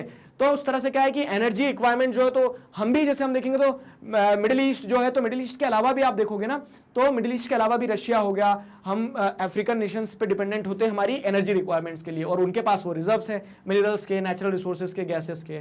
साथ ही साथ पावरफुल क्यों है वो, एक अल्टरनेटिव सेंटर ऑफ पावर क्यों है, तो in addition Russia is a nuclear state with a huge stock of sophisticated weapons, ठीक है। तो यहां पे क्या है कि जैसे जो यूएसएसआर के न्यूक्लियर वेपन थे, मैंने बताया ना उत्तराधिकारी कौन बना, तो रशिया बना, तो यूएसएसआर के न्यूक्लियर वेपन जो है वो सारे के सारे रशिया के पास में आए। तो इस सेंस में रशिया के पास में क्या है, एक ऐसा, रशिया एक ऐसा न्यूक्लियर स्टेट है जिसके पास में सोफिस्टिकेटेड न्यूक्लियर वेपन है, जो क्या है, जो मतलब कहीं ना कहीं वर्ल्ड पॉलिटिक्स में अपनी पावर को दर्शाता है, ठीक है। न्यूक्लियर वेपन भी है और एनर्जी रिसोर्सेज भी है, सारी चीजें हैं। फिर उसके बाद क्या है, Russia is also a permanent member of UN security council called P5। और फिर क्या है, तो यूनाइटेड नेशंस की जो सिक्योरिटी काउंसिल है, जो परमानेंट मेंबर है, परमानेंट मेंबर का दबदबा है, ठीक है। और उसी दबदबे के चलते जैसे चाइना डराता है हमें कभी कभी, ठीक है। तो वो जो 5 परमानेंट मेंबर्स की जो सीट है, जो पहले यूएसएसआर के पास थी, तो यूएसएसआर से किसने कैरी करी, वो रशिया ने। किधर गया रशिया, ये रहा रशिया, ठीक है। तो फ्रांस, ब्रिटेन, ये यूएसए, चाइना, ये 5 देश ऐसे हैं जिन, यूनाइटेड किंगडम, ये 5 देश ऐसे हैं जिनके पास में परमानेंट मेंबर है और इसीलिए क्या कहलाते हैं, ये P5 कहलाते हैं, सिक्योरिटी काउंसिल के 5 परमानेंट मेंबर। हम क्या पढ़ने वाले हैं इस वीडियो में, हम पढ़ेंगे इंडिया के बारे में, India as an alternative centre of power के बारे में, India as a new centre of power के बारे में। अब देखिए यहां पे चीजों को समझना होगा आपको। तो हमने अभी तक क्या पढ़ा है, अभी तक हमने देखा कि कौन कौन से नेशंस और ऑर्गेनाइजेशंस हैं, एसोसिएशंस हैं जो अल्टरनेटिव सेंटर ऑफ पावर की तरह इमर्ज हो सकते हैं। पिछले वीडियो में हम रशिया के बारे में पढ़ के आए थे। अब जो बुक के टॉपिक्स थे वो कवर कर लिए, एडिशनल टॉपिक्स में आपने रशिया एक कंट्री देखा। दूसरा कंट्री जो आपको समझना है वो है हमारा अपना प्यारा देश भारत।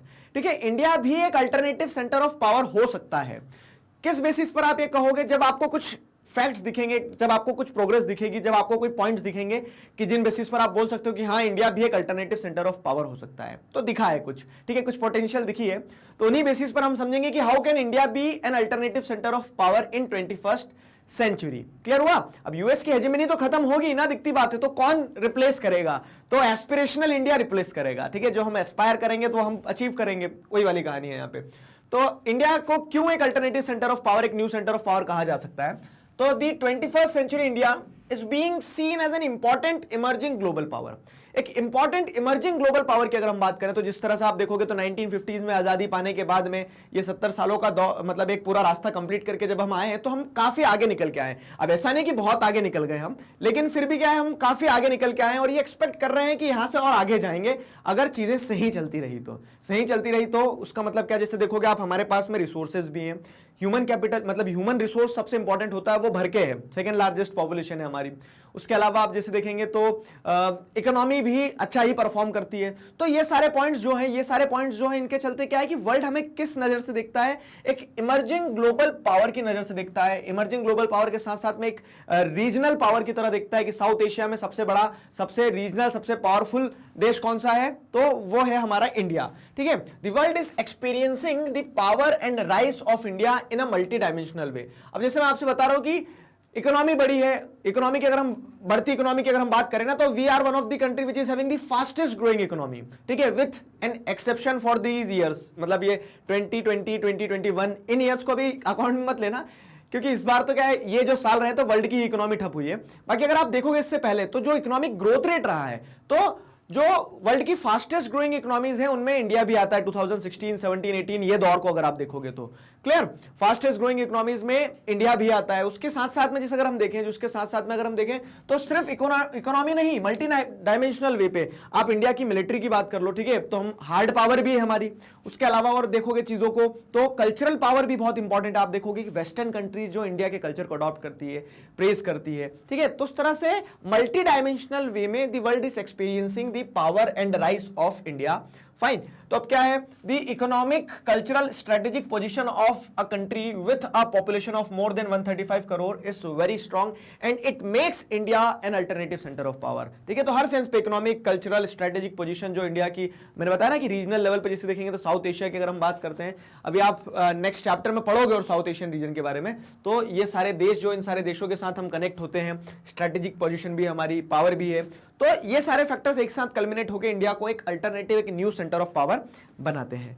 फाइन, फिर क्या है, अब जैसे अगर हम स्पेसिफिकली इकोनॉमिक पर्सपेक्टिव से देखें तो इकोनॉमिक पर्सपेक्टिव से ऐसी क्या बात है हमारे अंदर जो हम वर्ल्ड पावर या फिर एक मेजर सेंटर ऑफ पावर बनने की बात करते हैं मल्टीपोलर वर्ल्ड ऑर्डर में, तो वो ये है कि we are targeting a goal of $5 trillion economy. ठीक है, टारगेटिंग अभी अचीव नहीं करा है, वी आर टारगेटिंग कि हम क्या होगा, हम एक समय में जैसे हम देखेंगे तो अगले 5 सालों में, 10 सालों में हम क्या करेंगे, $5 ट्रिलियन की इकोनॉमी बनाएंगे अपने देश को।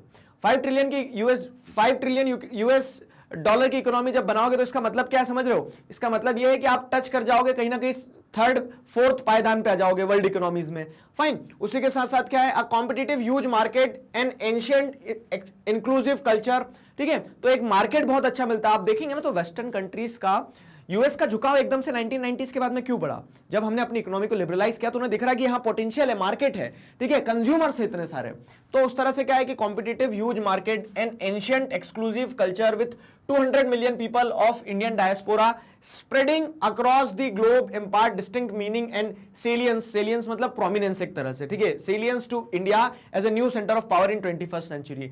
एक तो क्या मैंने बताया कि हमारी अपनी पोटेंशियल बहुत है, उसके बाद में इंडियन डायस्पोरा जो है, इंडियन डायस्पोरा मैंने आपको ज्योग्राफी में पढ़ाया भी है कि Indian diaspora is one of the most powerful diaspora anywhere in the world. World में आप कहीं भी चले जाओ आपको इंडियंस मिलेंगे, और इंडियंस जो हैं तो वो इंडियंस ऐसा है कि अच्छी पोजीशंस पे हैं, इन्फ्लुएंशियल है, दूसरे देशों की पॉलिटिक्स को इन्फ्लुएंस कर रहे हैं, दूसरे देशों के बड़े बड़े बिजनेस टाइकून्स हैं।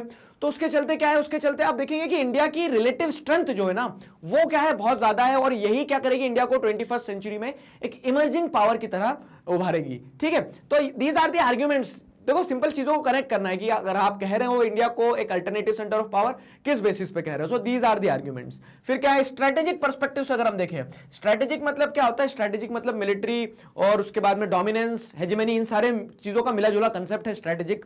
तो military of India is self sufficient with indigenous nuclear technology making it another nuclear power. अब देखो क्या वर्ल्ड में आप देखोगे तो कुछ ही गिने चुने देश जो जिनके पास में न्यूक्लियर वेपन्स हैं, तो उसी के चलते क्या उन्हीं में से एक इंडिया भी है, उन्हीं में से एक इंडिया है।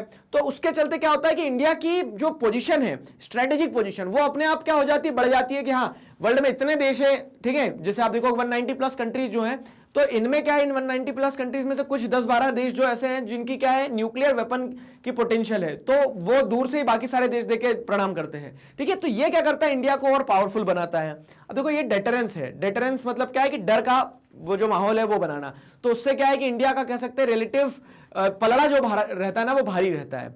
फिर उसी के साथ साथ देखोगे तो make in India scheme in technology and science is another milestone of Indian economy. अब देखो ये पॉइंट मैंने आपको पहले भी बताया था क्या कि हमारा इंडस्ट्रियल सेक्टर उतना डेवलप नहीं हो पाया। चाइना और हमने एक साथ रेस दौड़ना चालू करी थी, लेकिन आधे रास्ते में चाइना तेज दौड़ गया, हम आधे रास्ते में स्लो थे। कहां, तो हमारा इंडस्ट्रियल डेवलपमेंट उतना नहीं हुआ था। तो उसके बाद में क्या होता है, जैसे अब ये मेक इन इंडिया पे फोकस किया आप देखेंगे 2014-15 से, तो मेक इन इंडिया प्रोग्राम जो है, मेक इन इंडिया प्रोग्राम क्या करता है कि इंडस्ट्रियलाइजेशन हो कंट्री के अंदर, तो वो भी क्या करेगा कि कल को इंडस्ट्रियलाइजेशन होगा, जीडीपी में और ग्रोथ देखने को मिलेगी, आपको फॉरेन डायरेक्ट इन्वेस्टमेंट आएगा, वो इंडिया को क्या बनाता है, एक अट्रैक्टिव डेस्टिनेशन बनाता है, साथ ही साथ में इंडिया की पावर को एड ऑन करता है। All these changes are making India an important centre of power in the present world. और ये सारी चीजें मिलकर अगर एक साथ देखा जाए तो प्रेजेंट वर्ल्ड में इंडिया को एक इंपॉर्टेंट, एक पावरफुल सेंटर बनाती है। So this was all about India as an alternative centre of power. इस वीडियो में इस चैप्टर का लास्ट टॉपिक पढ़ने वाले हैं जो है इजराइल। अब देखिए Israel as an alternative centre of power, इस पॉइंट को आपको बहुत अच्छी तरह से समझना है।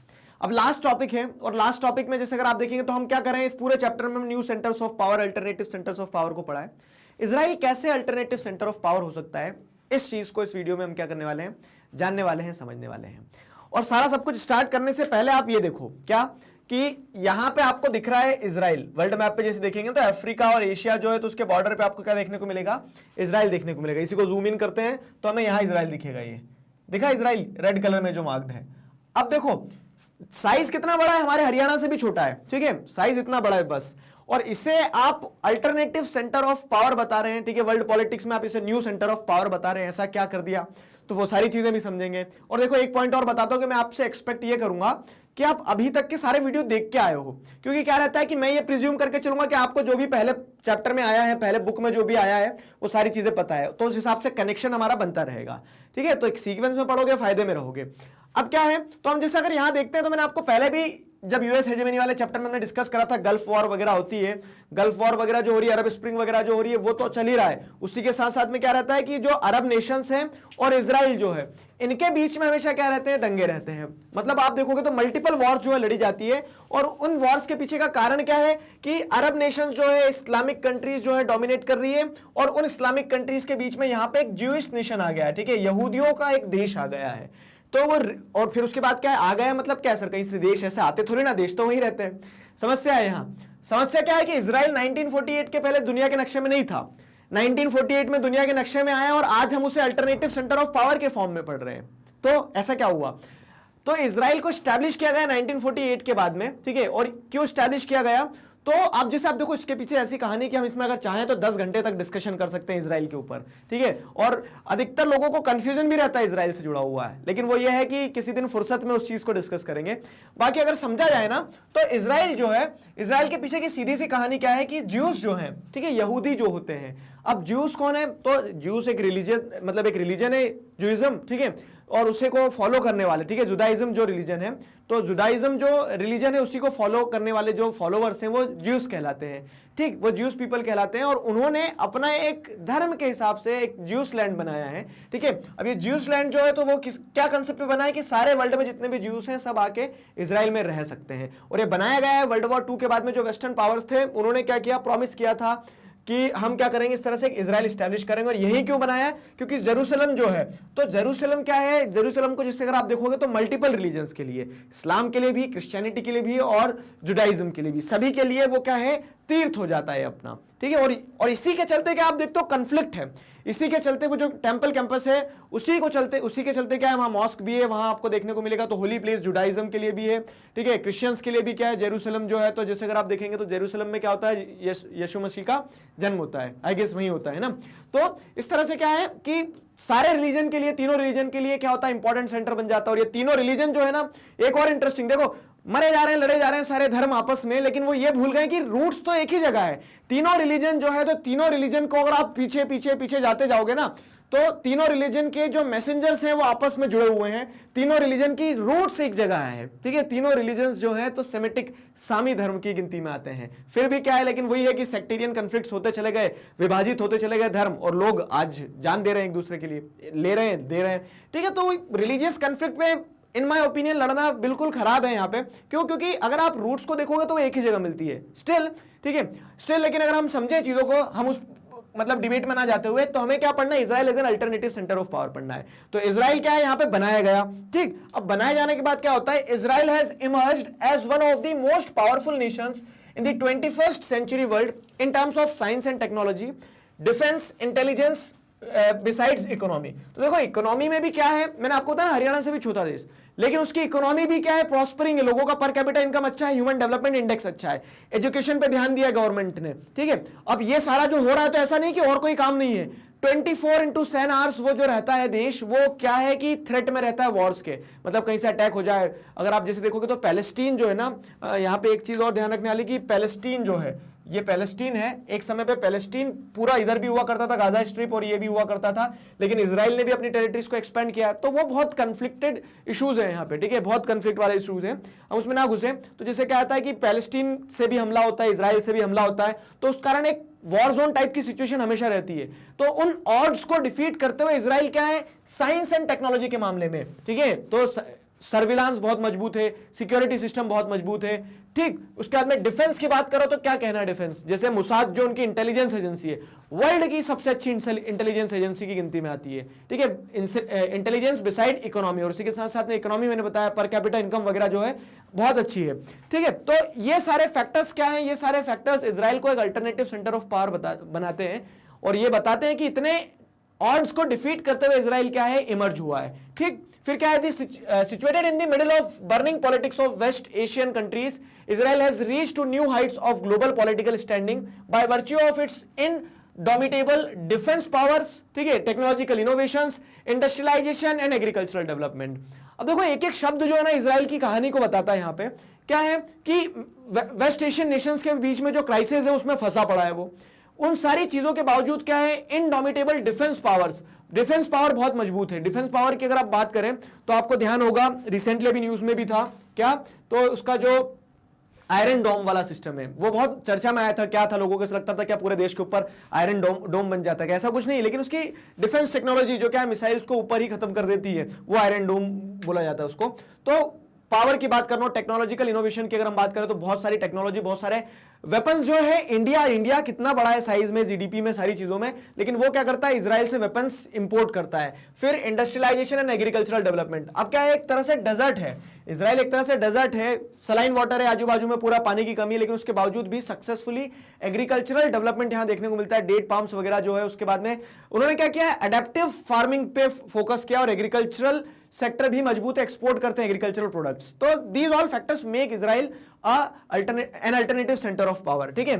Sustaining against adversity in principal with which a small Jewish Zionist nation. देखो ज्यूइश जियोनिस्ट नेशन क्या होता है, तो ज्यूइज्म जुडाइज्म जो है, तो जुडाइज्म के अंदर एक और सेक्ट आ जाता है जियोनिस्ट, ठीक है। जियोनिस्ट जो होते हैं पता है कौन होते हैं, जियोनिस्ट जुडाइज्म के ही फॉलोवर हैं, ज्यूइश ही होते हैं, लेकिन उनका ये मानना है कि जो दुनिया भर के ज्यूइश हैं उनकी सबकी एक जैसी कॉमन हिस्ट्री है। मतलब आप उसमें खैर ना भी घुसो तो भी समझ में आ जाएगा कि एक ही रिलीजन की बात की जा रही है। टेक्निकल डिफरेंस होते हैं, लेकिन ये जो ज्यूइश जियोनिस्ट नेशंस की बात की जा रही है, जुडाइज्म की बात की जा रही है, ठीक है। ये जो देश है it have sustained against the adversity in principle, मतलब that is Israel is placed in the contemporary world politics in general and the Arab dominated west Asian politics in particular. और उन सारी चीजों के बावजूद भी क्या है, मतलब उन सारे ऑड्स को डिफीट करते हैं वो क्या सस्टेन कर रहा है, इकोनॉमिक डेवलपमेंट पे फोकस कर रहा है, ह्यूमन डेवलपमेंट पे फोकस कर रहा है। और यही सारी चीजें इजराइल को क्या बनाती है, एक अल्टरनेटिव सेंटर ऑफ पावर, एक new emerging centre of power बनाती है,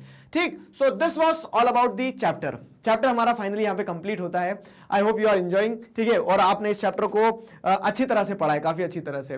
तो चैप्टर हमारा कंप्लीट हुआ, सारे वीडियो लेक्चर्स अवेलेबल हैं, प्लेलिस्ट चेक कर लिया करो। अगर कोई भी दिक्कत जाती है, प्लेलिस्ट यूट्यूब पर ढूंढने में दिक्कत जाती है, तो आप क्या करेंगे, वेबसाइट के थ्रू सारी चीजों को एक्सेस कर सकते हैं। करना क्या है, गूगल पे सीधा सा magnetbrains.com सर्च करना है, वेबसाइट खुलेगी, वेबसाइट पर आपको क्लास सेलेक्ट करना है, अपनी क्लास सेलेक्ट करो। क्लास सेलेक्ट करते से आपके सामने सारे सब्जेक्ट्स खुल के आ जाएंगे।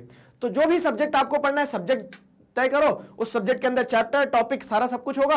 और वहां पे फिर आपको क्या करना है, वीडियो पे क्लिक करना है, इस तरह से वीडियो देखना स्टार्ट करना है, अपना सिलेबस घर बैठे कंप्लीट करना है। और यह सिर्फ क्लास 12th के लिए नहीं है, किंडरगार्टन से क्लास 12th तक के लिए। तो अपने जूनियर्स को जरूर बताइए मैग्नेट ब्रेन्स के बारे में। मिलते हैं नेक्स्ट वीडियो में एक नए चैप्टर के साथ में, जो हमारा नेक्स्ट चैप्टर है उसमें और नई चीजें, नए डोमेन्स को एक्सप्लोर करने वाले हैं। कैसा लगा चैप्टर, कमेंट सेक्शन में जरूर बताइएगा। Till then stay connected, keep learning. Thank you.